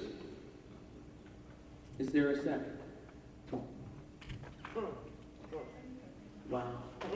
Well, you know, this is, you know, some people, I mean, this is just ludicrous. How can you do this to the residents? People are in foreclosure. People don't have jobs. People are struggling. I hear those calls constantly. How dare you sit here and think you deserve this much money? You need a job somewhere else. If it's that serious, we're not doing nothing. I know I work over 10,000 hours, but there's nothing up here that we're doing that intensely. Because I know a lot of things you're supposed to be going to, they don't go to. It's a vacation, yeah, that's fine. But this is ridiculous. We have an attorney that's doing all this work. They call him constantly. We cannot, as Trustee Milton Payton said, we aren't even paying bills. There are bills in the vault we can't even pay. And you want to sit here and make this much money? Some people don't make this on their jobs. And this is just too much. It's just way too much. I just can't believe that you would even have a mindset to think about doing something like this. People are here asking for donations for their kids. Set it up for that. Take these dollars and do that with it. Our children need a center. We don't have money for that. You want to stuff your pockets with this much money. The town is too little. I'm sorry, right now we can't take exception of guest speakers, but this is really too much. This is really too much. You should be, as he said, ashamed of yourself to even ask that someone could give this. We're asking for donation of coats, food, trying to get training. And you sit here and you want this much money.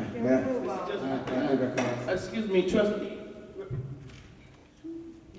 Trustee Larry Brown. Yeah, thank you. I just want to make a comment. And since we're throwing out numbers, I want to throw out 210. That's how many vacant homes we have in this town. 210, I believe, and that's a conservative number. Yes, it is. It's 300.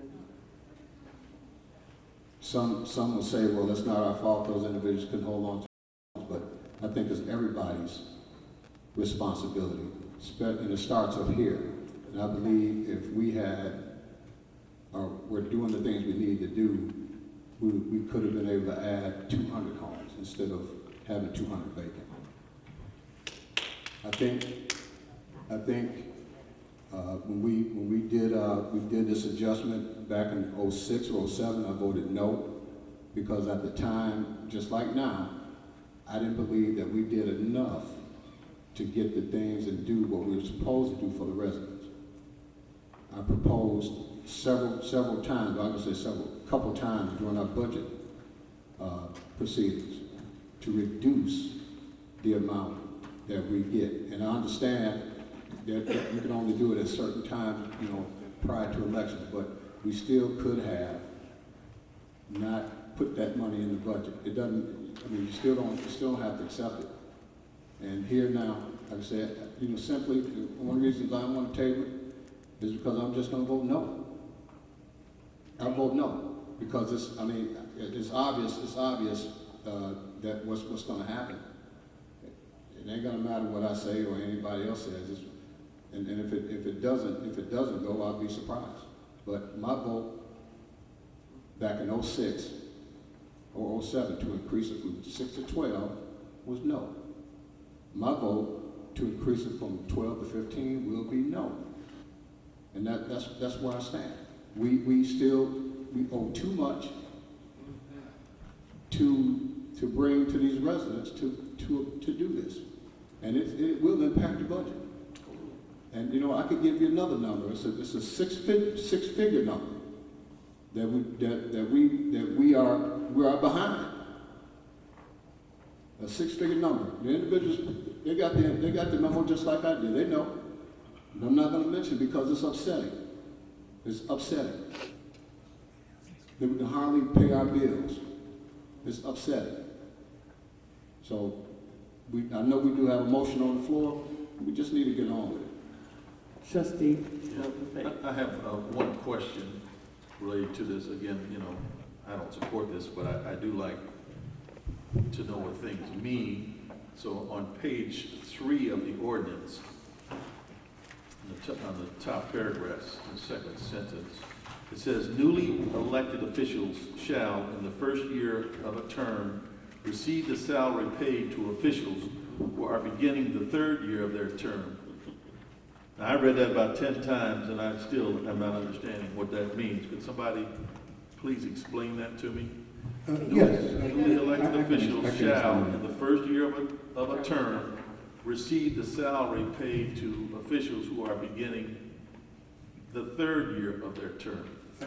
I'll try to explain that. The purpose of this ordinance, as you know, historically what's happened in communities is that people on the board are paid different salaries. That people who were elected 2 years ago cannot get an increase in their salary. And so traditionally what has happened is half the board gets paid at one amount, and if there's been an increase, the other half gets paid at the other amount. You're allowed to establish, as long as you do it prior to the election, and one of the reasons I think this is being presented is because we are nearing the 6-month period where the salary has to be established, is to establish something where in fact everybody, it won't happen this time, but it would happen after the next election. The intent of this ordinance was to have everybody on the board paid the same salary.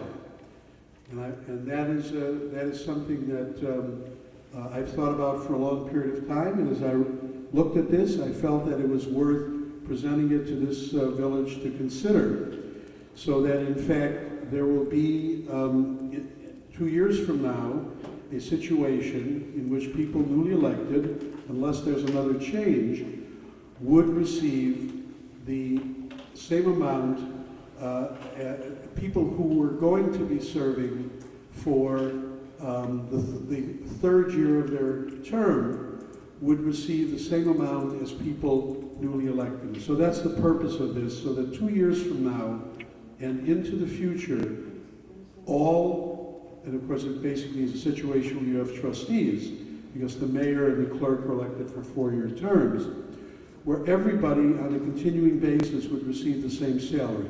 And that's what that language is intended to mean. So essentially what you're saying, Attorney Diamond, is that this is just a way to get around what all the other communities are doing. No, it's not a way to get around it at all. It's a way. Can I finish, please? Of course. Thank you. So that there won't be two salaries, two salary levels. So those individuals who voted for this will be paid the same as those that are newly elected. So it's a way to get around that whole process, isn't it? Well, I mean, it's not, in most situations, people are paid the same salary for doing the same amount of work. There isn't this situation where people elected 2 years ago, because the Constitution of the state says that your salary cannot be lowered or raised above the amounts established at the time you are elected. And the intent here is to allow for small, in this case we chose 3%, for small increases, so that in fact this can be put into a budget, so that there really isn't a situation where there would be significant increases, and to experiment with an idea where everyone who is elected basically receives the same salary. How many communities are you aware of, Attorney Diamond, that have built-in percentage increases every year for the elected officials' salaries? Not cost of living, but built-in percentage. Well, I don't know the answer. This has been discussed by communities for many years. I think some have done it, but I can't offer that number to you. I can tell you, most of these people, most of the villages, which I did analysis on, they've been getting $400 for years, $500 for years, elected fields, Hazelwood, West Rockland, Dalton, Phoenix, and some more. So, because they are devoted, they're not in it for the money put in their pockets. We need police cars as well. We need things to park and rent. I went over to the barn. It's still in shambles. They need so much over there for those kids and security. But this is where we want to throw money to. And just to let you know, since it was blurted out probably, the mayor would make $23,000 and another $7,000 for the commissioner. So that would be even higher with another 3% every year. I would not accept that as mayor.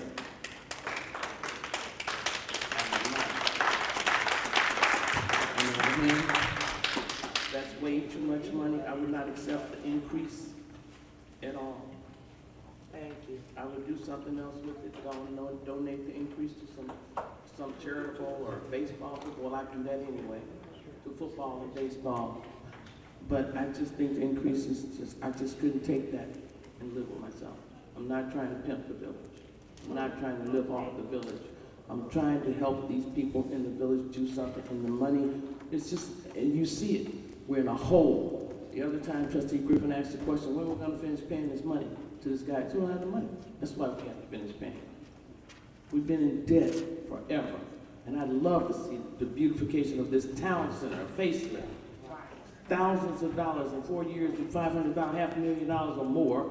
We could do a lot with that, other than put it in our pockets. Like I said, we need to get, if the money's that tight, we need to get a part-time job. So I can't, half of them don't, half of us are not working, but we're not supposed, that's not your responsibility to put money in our pockets. We're supposed to love you and take care of you. Since there's no motion to, do you have anything else to say, sir? can't go. I think the word is called volunteerism. That's what it's called. It's called volunteerism with a stipend. There's also a phrase, Mayor, it's called doing good in the hood. So, and maybe to pay people to talk, or I don't know, kick off, whatever. It's that's ridiculous. It's ridiculous. And our police don't even have the different guns that they need. I'm just appalled at this. Roll call. Trustee Williams? Trustee Oscar Brown? Trustee Fahey? No. Trustee Griffin? Could I ask you something? Could I make a motion? Can't do it.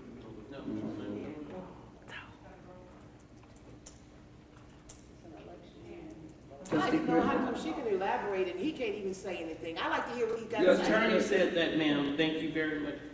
Please. My bad. Right, Milton? In the hood? He said, I'm sorry, sir. She didn't hear you. I vote aye. Trustee Rudez? I'll pass. Trustee Larry Brown? Votes no. Mayor Covington? definitely no. Trustee Rudez? Votes aye. Madam Mayor, ordinance passed. That's ordinance 2014-48. God bless the village of University Park. First, second, third reading ordinance and execution of anybody say employment the agreement for the definition of position of the village manager between the village of University Park and Mr. Lafayette. And again, we're doing the first, second, and third reading, which I have not reviewed any of this before. Presented for your consideration of approval of an ordinance authorizing execution of an employment agreement between the village manager of Lafayette and Lanier and the village of University Park. Is there a motion? So move. Moved by trustee Griffin, second. I'll second. Pardon? Second by trustee Williams. Questions, concerns, I comments? have a question. Yes, sir. Mayor, personnel questions would have to be in executive session. Pardon? Questions on personnel would have to go into executive session. This is a question about the contract. That's what it is. It's nothing to do with intimate details. My question is, it doesn't expire till July 1st. Why are we extending the contract now? That's my question. No.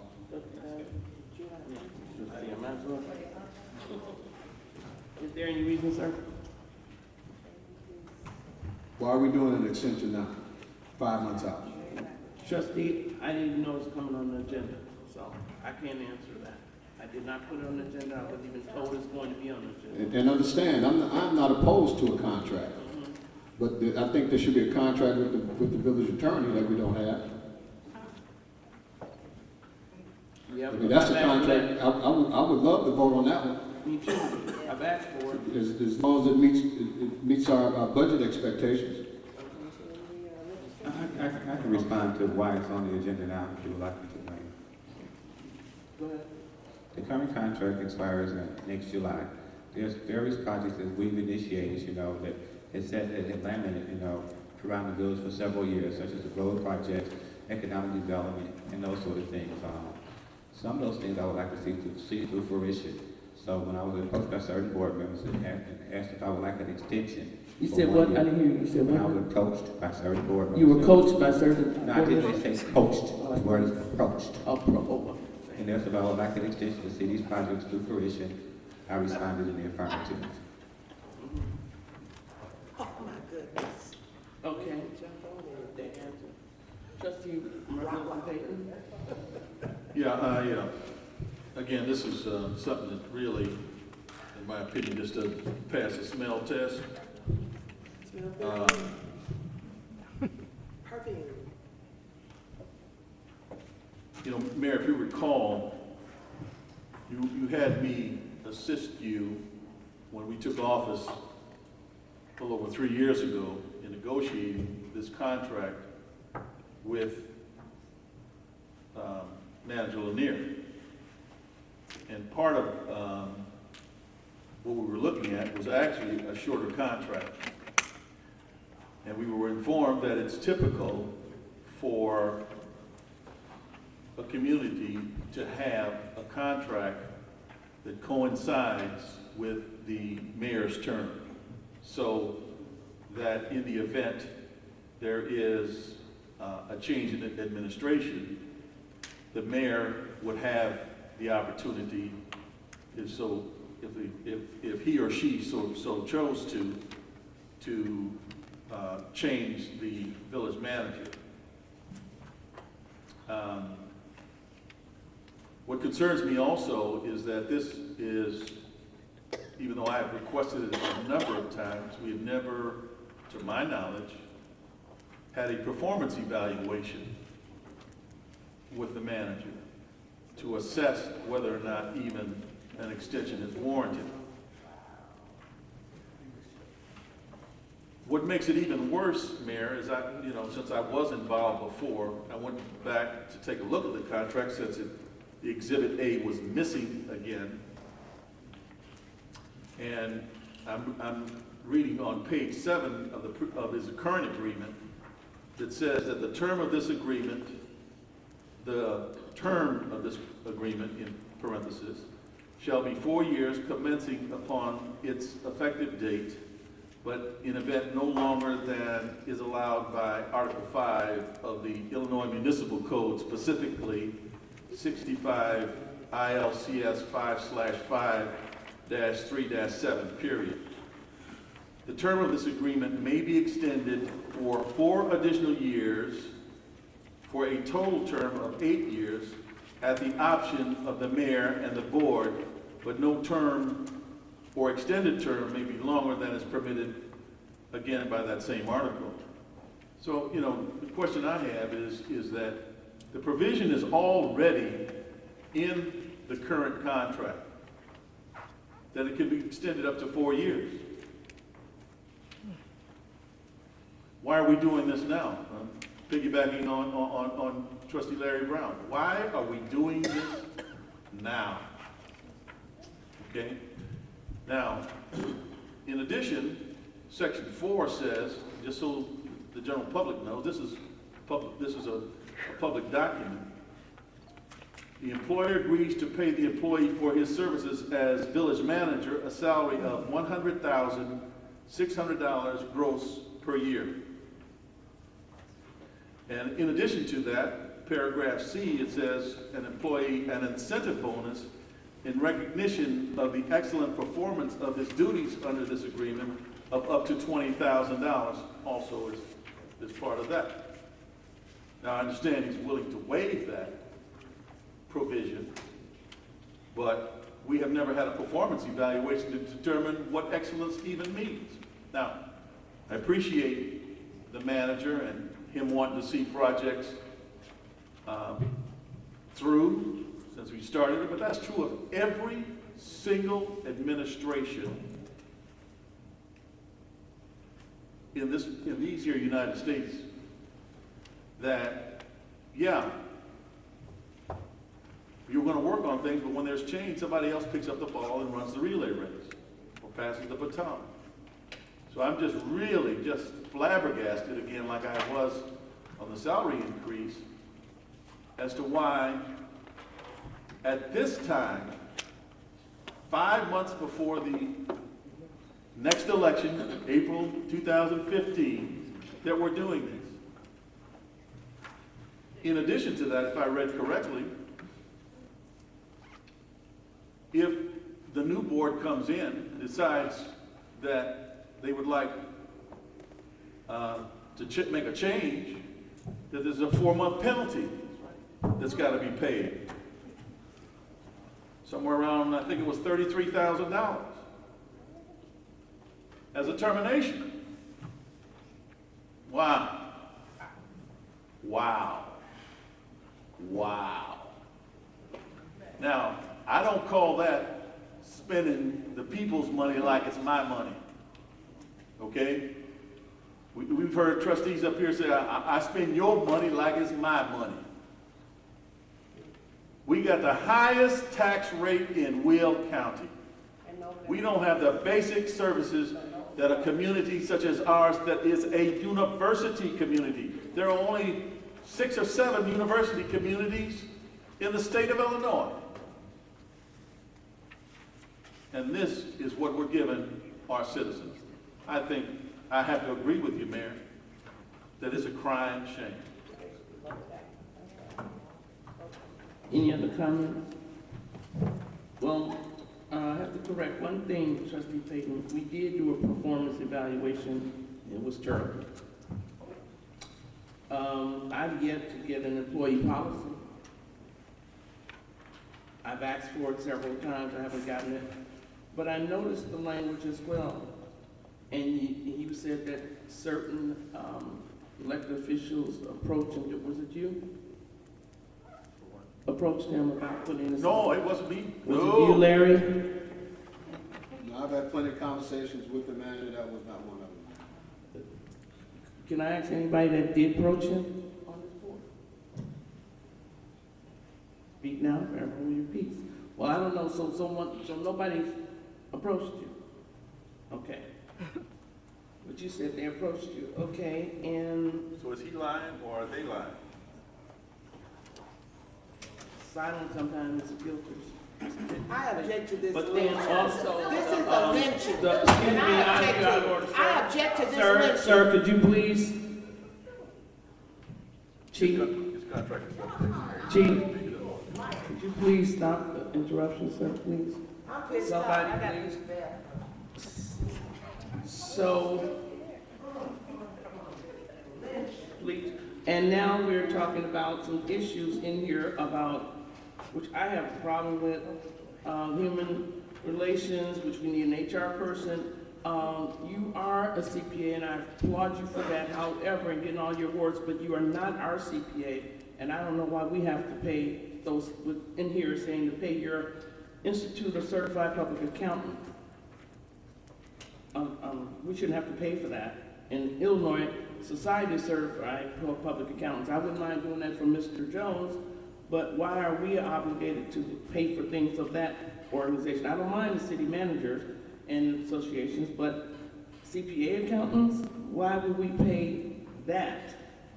And it's a lot of things that I asked for that, like this, blatant disrespect, insubordination. I feel that that's at all times, that's what I get. I can't get a meeting half the time, but certain people can.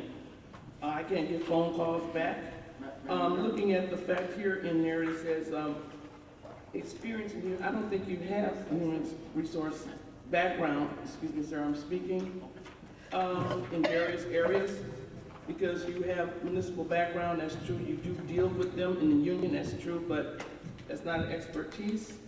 Social things here, it says that you be sending holiday lightings, family things. I'm not concerned about socializing, as they say I would do at Governor State. I'm talking about doing performance at the mayor and managers. They ask me sometimes, do I really have a village manager? It's just questions that I don't think we need to have 3 readings on, that I think we need clarification. We need to take some things out, add some things in, but to have 3 readings right now, I don't think that's a good thing for us. And then to not give you the bonus, true, but we'll put $7,500 into your retirement. That's not a smart way to be an accountant, that you wouldn't have to pay taxes on that one. So rather than give you $20,000 added to your income, we put $7,500 into your retirement and bam. But that's still a bonus to me. I'm not understanding, since I don't know who up here said it. You said they talked to you. I don't see anyone that they did. So I think, again, it's based on a performance evaluation, and this is loaded. This whole thing seems to be structured for an upcoming election. From the salaries to the connections to the agreements, and I do not agree with this. Mayor, I would like to make a motion to amend this to just the first reading. I agree with that. But is there a second? Second. Roll call for this to be a first reading. Trustee Williams? Trustee Oscar Brown? Nay. Trustee Payne? Now you know. Aye. Trustee Griffin? Opposed, no. Trustee Rudez? No. Trustee Larry Brown? Votes aye. And Mayor Covington? Definitely aye. Well, there you go again, people. Mayor, I'd like to make a motion to table this whole issue. For the next. No, this, the first one was to amend, Okay. and that was, so I'm making a motion now to table this. Second. Thank you. Roll call. Trustee Williams, Vote nay. trustee Oscar Brown, Nay. trustee Payton, Aye. trustee Griffin, Votes no. trustee Rudez, Votes no to table. trustee Larry Brown, Votes aye. and Mayor Covington. Yeah. Okay. First, second, third reading, authorizing execution again for the public to understand. I'm sorry? We'll need to do roll call. Okay, roll call. Trustee Williams, Votes aye. trustee Oscar Brown, Aye. trustee Payton, Absolutely, unequivocally, no. trustee Griffin, Votes aye. trustee Rudez, Votes aye for 1 year. trustee Larry Brown, Votes no. and Mayor Covington. In my heart, I can't do this. It's not fair to people. Votes no. Madam Mayor, that is ordinance O 2014-50, I'm sorry, -49. Well, we know who you met with. All righty then. First, second, third reading an ordinance authorizing execution of an employment agreement for the position of police chief between the Village of University Park and Eddie R. Bradley. Is there a motion? So move. Second by trustee Griffin. Questions? Yeah, question. First question is, there's no Exhibit A. Why is there no Exhibit A?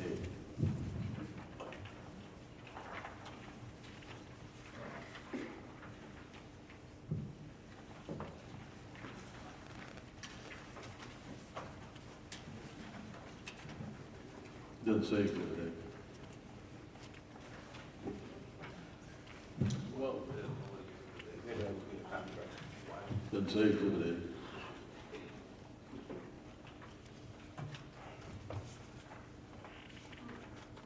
Okay. Question, for the prior police chiefs that we've had, did we approve contracts for them as well? no, you didn't. So for other police chiefs, we have not had a contract. So why are we doing this now? No, you did. Nobody had a contract. We've had, during my tenure, we've had 2 police chiefs and the deputy chief acting in charge of the department. The deputy chief was there on a temporary basis. The first police chief we hired did not last very long. We had considered a contract, and the third one was an internal, while we considered whether or not we wanted to give him a contract or make him the police chief, the permanent police chief. We should solicit the police chief. Well, see, that was my question. You know, I didn't know if there was a probationary period that he had to go through, but if we've never done contracts for police chiefs before, you know, I could understand if we did them before and they were like on a probationary period or whatever, and then there was a contract that's done, but if we've never done them before, I'm just confused. And maybe the chief can enlighten us as to why this is being done now. Absolutely, thank you, Mr. Payton. If you would consider it, this year, over a year, I've been working here without a contract. I had an agreement with the village. I think I've been working here over 1 year without a contract. If you would, consider that a probationary period, or consider it whatever you will. But I've been working here without a contract. I didn't have a problem with that. I live here in this village. My kids live here, my grandkids live here. This is where my roots are. I haven't taken a vacation over this year. Over a year I've worked here. I haven't taken a day off. I'm not playing games. I'm very serious about what I'm doing here. I went to Mr. Lanier and asked for a contract. No, none of the village board trustees, anybody approached me or anything like that. As we all know, in this village, we've gone through several chiefs over what I consider a short period of time. And we're trying to apply some continuity to this position, get some things done that we've started. We have a lot of good things going on in the police department right now. We're going in a very positive direction, and we're just trying to continue that. So, you know, the village will have me. You know, I'd like to be here and continue the things that we've started, and the trustees also. If not, you know, God bless University Park in America. Well, nobody questions, what you've been doing, Chief. This is strictly, from my standpoint, protocol and process. If you're doing, as has been indicated by several trustees here, a fantastic, incredible job, I don't think there's any job security issues.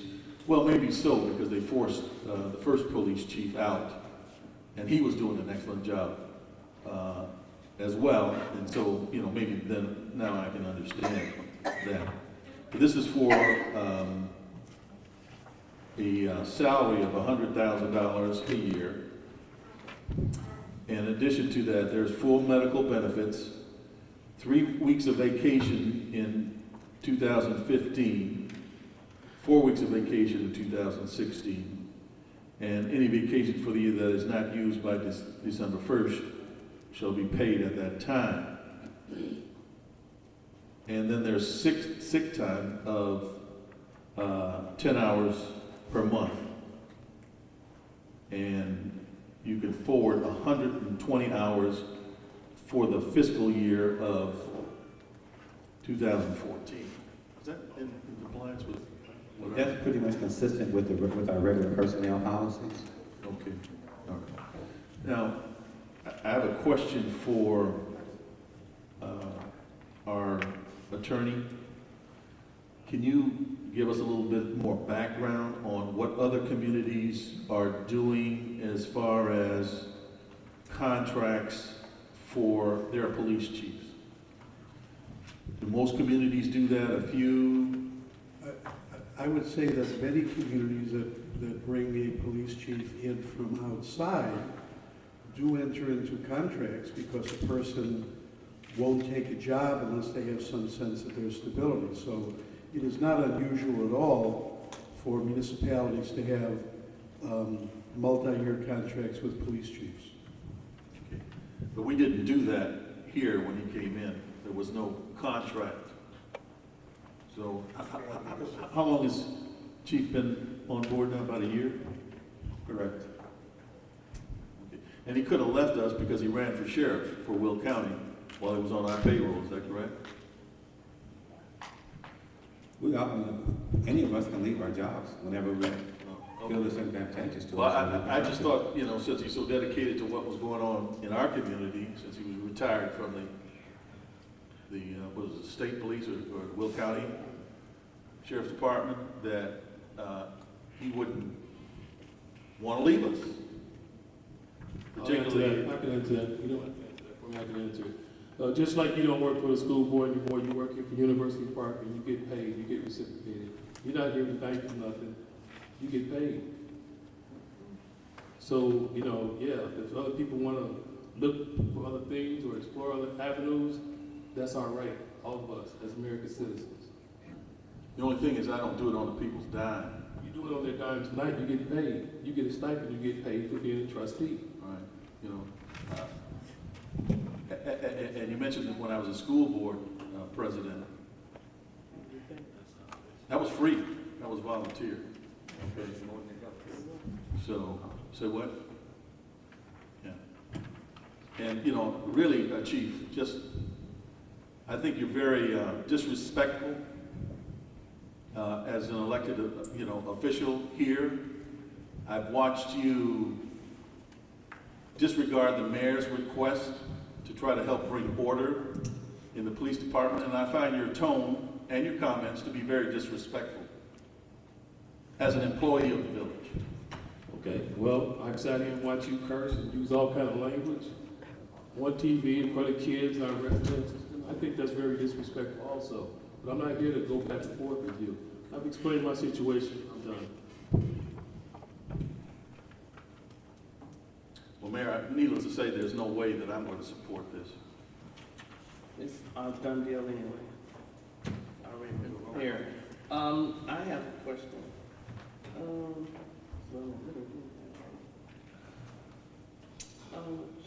2 weeks of annual police training, mandatory expenses shall be paid by the village department, take home card on all village recognized holidays off, okay. All right, is he currently making $100,000? There, I'm not aware of his exact salary today. I'm looking at this, okay, It is a public personnel. knowledge, Mr. Lanier. As you know, we do all, He shall as you receive the know, second. all of our salaries It's on are this published in the agenda. newspapers on. Well, why didn't you put it on the agenda? It's not, sir, it's agenda item, and that's what we're discussing. So you need to know the Robert's Rules order. You need to know the order too. You don't put it on the agenda if you don't want to discuss it. It should be discussed, Mr. Lanier. But either way, okay, so you're not going to answer that? No, ma'am, I was trying to answer. Okay. I don't know his current salary verbatim offhand. I know I have like close to 100 employees, so I don't memorize their salaries, but as you are aware, all of our salaries are published annually in the newspaper. Yes, it For is. the residents, so, and if you would call the office tomorrow morning, I would certainly share that information with you. I just want to know, is he getting a raise? That's all. I know we normally don't pay, we'll give him a raise. Is this getting a raise from Mr. Jones, Mr. Accountant? Speak up, please. Yeah, Mayor, You know? the question hasn't been answered. I really don't have a problem with the $100,000 because I think somebody in this position should be making I'm just $100,000. saying for The you. question was, is this a raise? Right, that's all I'm asking. It is a raise, and how much of a raise is it? Who y'all do? You know what? You guys do the accounting every day, and you sit up here and say you don't know stuff. You do payroll. Do you not do payroll, sir? Do you do? Okay. With that said, you don't know what you're doing unless you see it on the paper. I said that it represents a raise. I'm not sure the exact amount. You know what? That's just that. How much we paying you? Woo, Jesus! This makes no sense whatsoever. So everybody's gearing up for this new election, and everybody's gonna get paid stupid, and this village is gonna be under the water. This is ridiculous. I don't mind the chief. God bless you. What you do, I wouldn't do it. God bless you. I'm too afraid to be a police officer, and that's just due his salary. I'm just saying, if the man was getting a raise, I'm not negative at all. If the chief was just getting a raise. And I won't get a phone call from him. Chief, is this a raise for you, sir? Yes or no? You don't have to say how much. This is a raise for you, that's all. Yes, for public knowledge it is. Thank you, And that's it's all. also what, a lot of chiefs in the area make more, some make less. It's the average of what all the chiefs in this area, in this region make. Okay, that's all. Thank you so much, sir. Somebody knows something.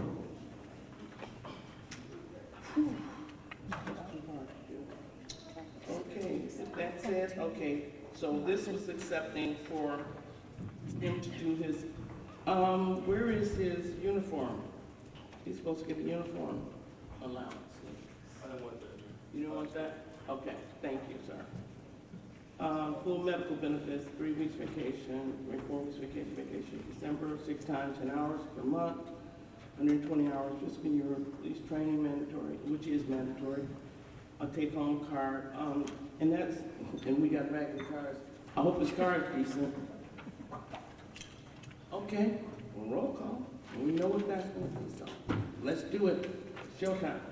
Trustee Williams. Both sides. Trustee Oscar Brown. Aye. Trustee Payton. No. Trustee Griffin. Votes aye. Trustee Rudez. Votes aye. Trustee Larry Brown. Votes no. Mayor Covington. No snow.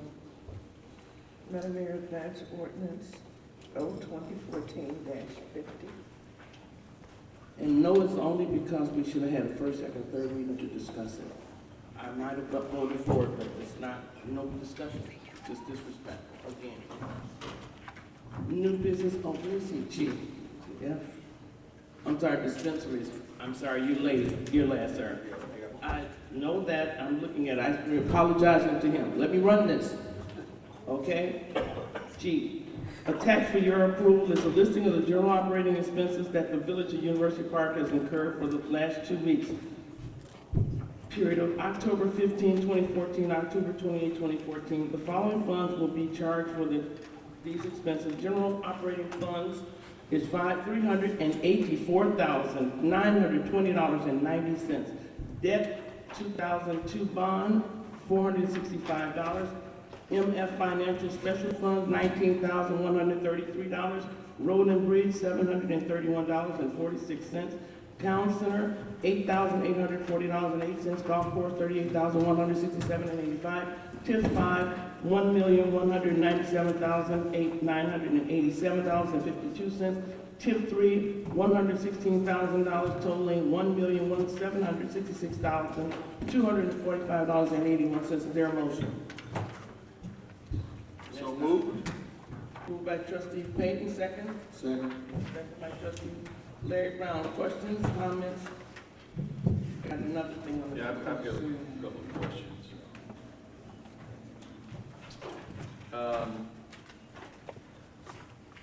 And all I see is 3216, so I don't know if there's another number, but this is Ansel, Blank, Diamond Bush, our legal services fees for $39,738.86.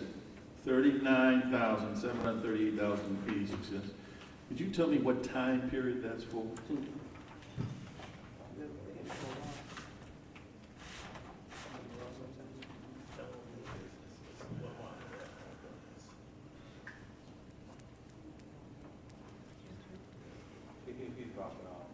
It's a 1 month, that's just what money it's for.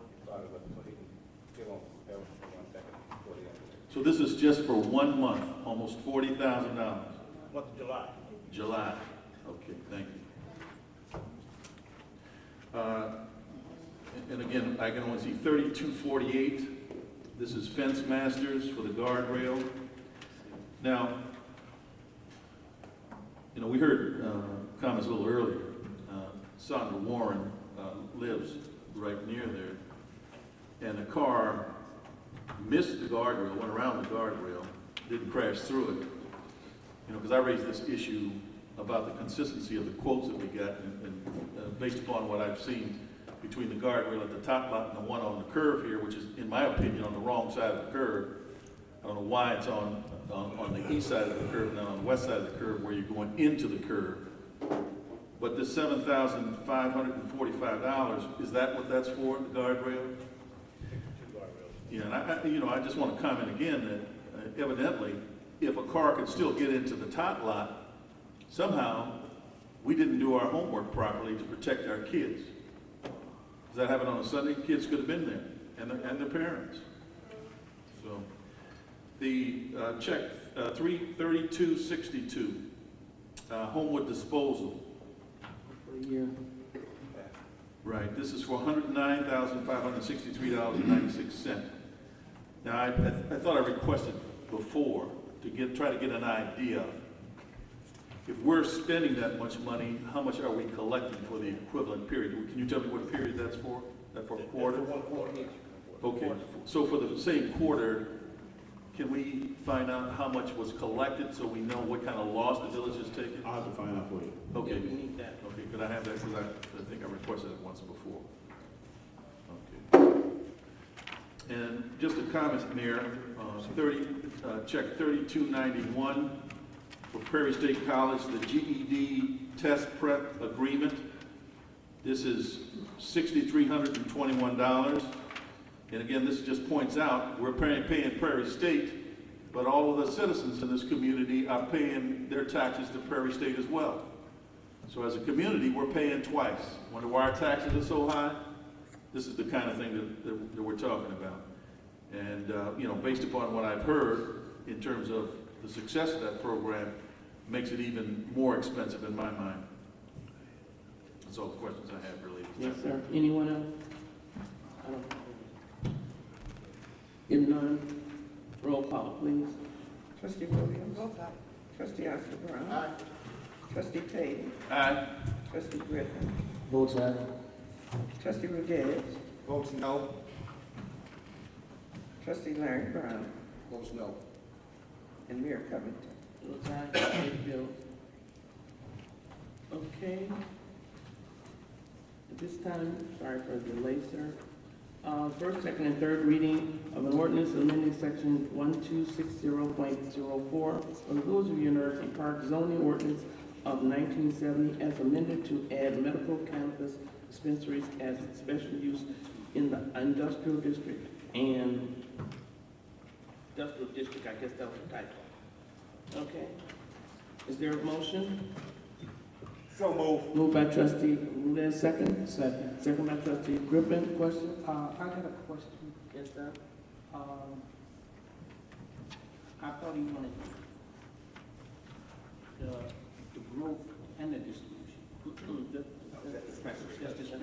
That's all. That's it? Okay. No other questions? Roll call. Trustee Williams. Both sides. Trustee Oscar Brown. Aye. Trustee Payton. Aye. Trustee Griffin. Both sides. Trustee Rudez. Vote aye. Trustee Larry Brown. Votes no. Mayor Covington. Aye. Madam Mayor, that is ordinance O 2014-51. Thank you very much, sir. Okay, that's it. Oh, I'm sorry, one more. Oh, I'm sorry, Liz. Milton, are you good with first, second, and third? Second one. Yeah, because we have had this discussion already, and Here we go.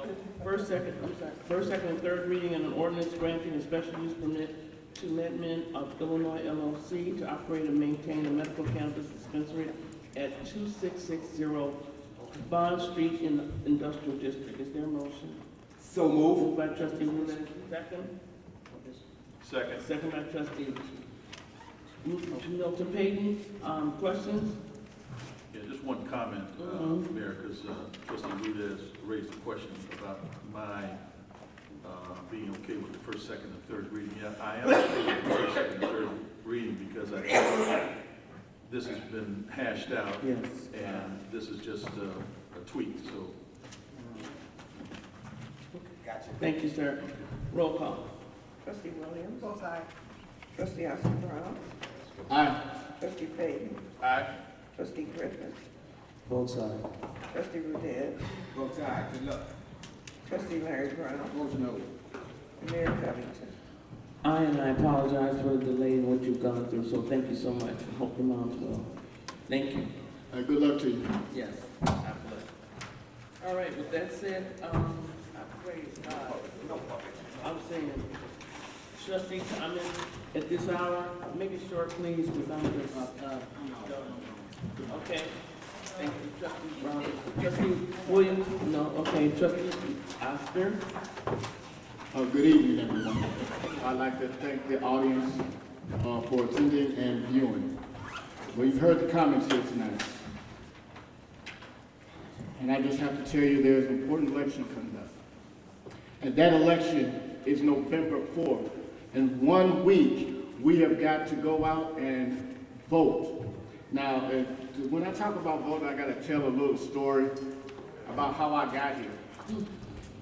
You know, when I was backing out of my driveway, I had to put my car in reverse. That's an odd. Now I'm kind of telling you this story because I can't tell you exactly what to do from this seat right here. So I backed out my driveway and I put my car in reverse. That begins with an R. Then when I want to move forward and get here, I put my car in drive. That begins with the D. But when I wanted my car to stand still, I put my car in park. What I'm trying to tell you out there today is whether you want to go backwards or forwards, don't poo-poo on the situation and leave your car in park. Get out there and vote and do what you can to help this process work. But if I was picking, and if I have to drive somewhere, I'd pick forward. Those are my comments. Thank you, sir. Trustee Milton Payton. Yeah, thank you, Mayor. I do have a few comments. Fortunately, I wasn't here last meeting, or else I would have made some of these comments then. First of all, I'd like to welcome Trustee Williams back. I know that's a very difficult and emotionally challenging, and particularly something to go through as serious as she. So I'm glad she made it through, and all the prayers were working. I'd like to, again, to congratulate Mr. Lanier for his induction into the Honor Society. And then I'd like to apologize in advance here to a constituent that stopped me at Sam's Club who wanted to complain about our board and the disrespect that has been heaped upon the mayor and really the general public. And my comments to her were that I appreciate it, and it's something, you know, that I wish we didn't have to do, but there are some things that I just cannot let slide by. My conscience will not let me. I couldn't look myself in the mirror unless I addressed issues. Now, meeting before last, Mayor, because I wasn't here for the last meeting, at my 36th wedding anniversary. Thank you. But as I was listening to Trustee Griffin speak, you know, I may date myself, but remember the old puppet character Pinocchio, where when he tells a lie, his nose just continues to grow and grow and grow. Well, I had that image of Trustee Griffin because the more he spoke, the more I imagined his nose was getting longer. And the reason I say that, Mayor, is because he made some comments when he was talking about the University Village development that he voted against. First of all, he essentially slandered me and told the public a lie that said that I had exclusive right to sell the property that the developer was developing, which was totally ludicrous since the properties were going to be rented. And the developer had already hired a leasing agent, and I don't do leasing, okay? So that was a total fabrication. Then he went on to say that that development would raise our taxes here in University Park immediately. You know, now either he was mistaken or he was confused, because I think we went over this matter, I don't know how many times, and we had the bond counsel and bond agent here that said that the bond that would be sold for the infrastructure for that related $35 million development, we were going to capitalize the interest, which means that the payments would have been deferred for payment on the bonds for 3 years. During that time, we were talking about putting together kind of a sinking fund. So we would accumulate the real estate taxes that came from the development, the real estate sales taxes, and the permit fees, so that by the time that the bond payments would start, and the bond payments were going to be just a little over $200,000, if I remember correctly, we would have probably close to $1 million in a kitty to pay the bonds in the event that things didn't go as smoothly as we would have liked. So, and then he went on to say that you know, the taxes are high because of me, which is ludicrous. You know, I'm one person, I'm one vote here. So, you know, I was pretty disturbed that someone would come to this board and the public and make those kind of accusations, which were, in my opinion, false. Now, Trustee Oscar Brown Jr. made a very good point about the importance of voting, and I know Clerk D. Jones often encourages us to get out, because as a people have died and bled and suffered for us to get the right to vote. So, you know, I think this election on November the 4th should be a warm-up for the election of April 15th. You need to get in practice to get out and vote. Because just take a look at what happened tonight. Raising their own salaries, trying to lock in the village manager for a year with no evaluations when we have provisions in the current contract to allow that. Okay? And that's wrong. Now, you know, you don't have to agree with me. Obviously, we have 4 members on this board that don't agree with me, but I personally think it's wrong.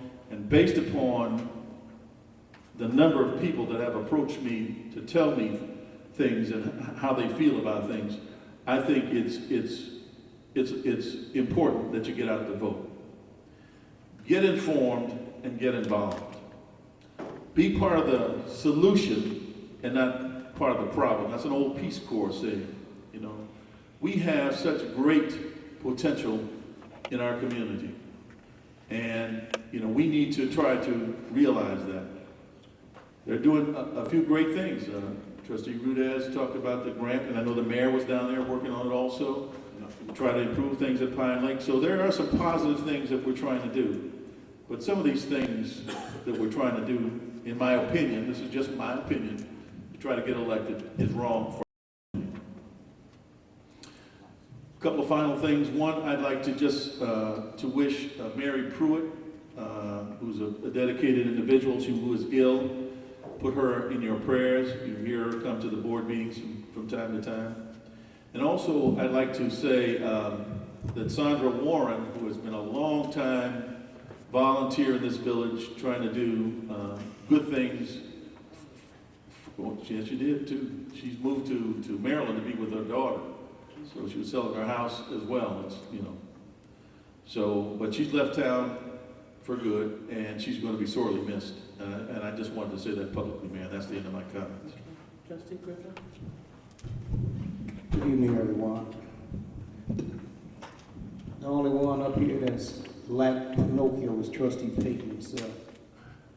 I know what Jim Lawton told me, and I stand by what he told me, and I'm through with that. Sandra Hurd, your assessor, who does taxes. When you go and see her, if you feel your taxes are too high, you go see Ms. Hurd.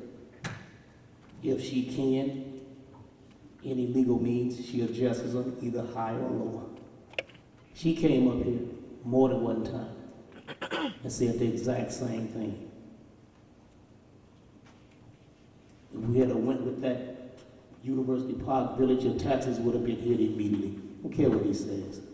He did have exclusive right to sell that next.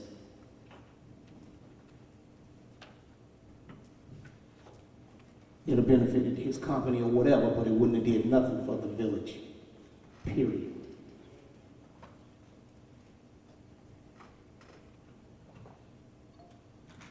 You know, I sit up here and look at someone, I can't say my learned colleague, because usually when you in something and you're new, you do have a tendency to pick up stuff and learn stuff from time to time.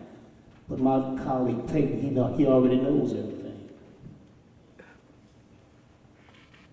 Since going to Vegas, I've talked to 7 different developers.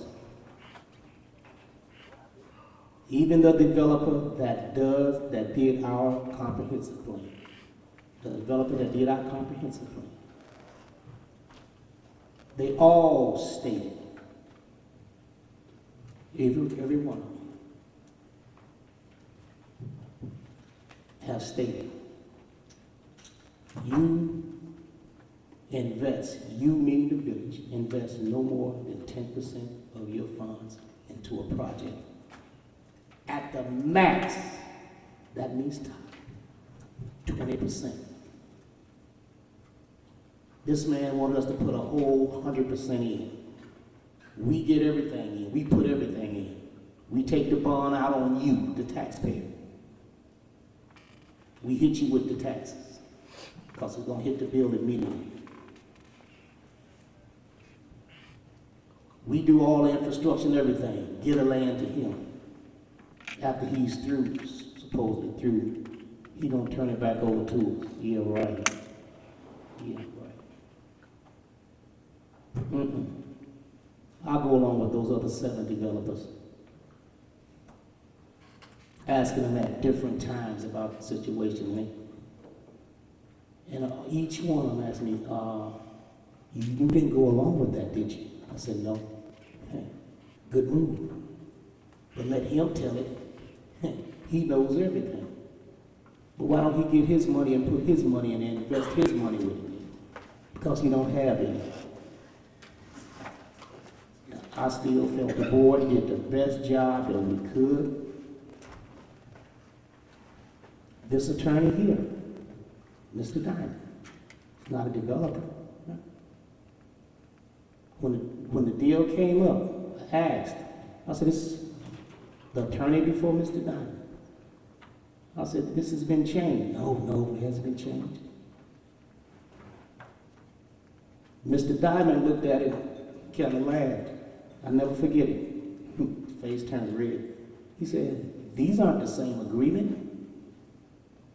This is a different agreement. I said, I asked the gentleman with those two lines in there what that meant. He said there was no change.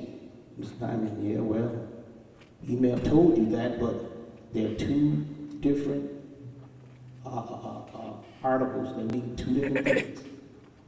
It had been changed. Now, just because they snowed him and he go along with that's fine. He accepted it. We did right by voting that project down. Period. I don't know why he don't get it, but that's the way he is. He looks at things his way, that's fine. But I look at things that I look at what's best for the village. I wish everybody a blessed weekend. Happy week. Have a good day. Thank you, Trustee Griffin. Okay, I'll make this as brief as possible. Today is Tuesday. Upcoming Friday is Halloween. Be very conscientious and cautious of our young people out there trick-or-treating, enjoying the spirit of Halloween. Also remember to set your clocks back on Sunday. And those are my only comments. God bless our community and thank you so much for your time. Thank you. I'm not going to be long at all. Life is too short. The one thing about gossip is it looks forward to the next day's story. I'm a taxpayer. My taxes went up $2,000 since I had my home built. I don't have a problem with the chief getting the money because of the danger that he lives in. But I have a problem when my home, my deck, things are stolen from my deck and there's nothing. I have a problem with the people, some of the people in this village that will go around and vandalize your home like that. That's very invasive to me. I have a serious problem with that, and I do not appreciate it. And God bless them. They need those chairs more than I do. I hope they really use them to the best of their ability. I'm really happy that broadband has gone live now. I don't know if you're aware of that from your state. IDOT is up and about. Ileana was approved. And I'm really happy about that. And Mary Pruitt, God bless you. She's going through a lot in her life, but God is still blessing her on and on. And we all go through something in our lives. And I've just done my nephew, state trooper, just had a stroke. So life is too short for dumb stuff. And I don't have time for it. I do not like what happened tonight.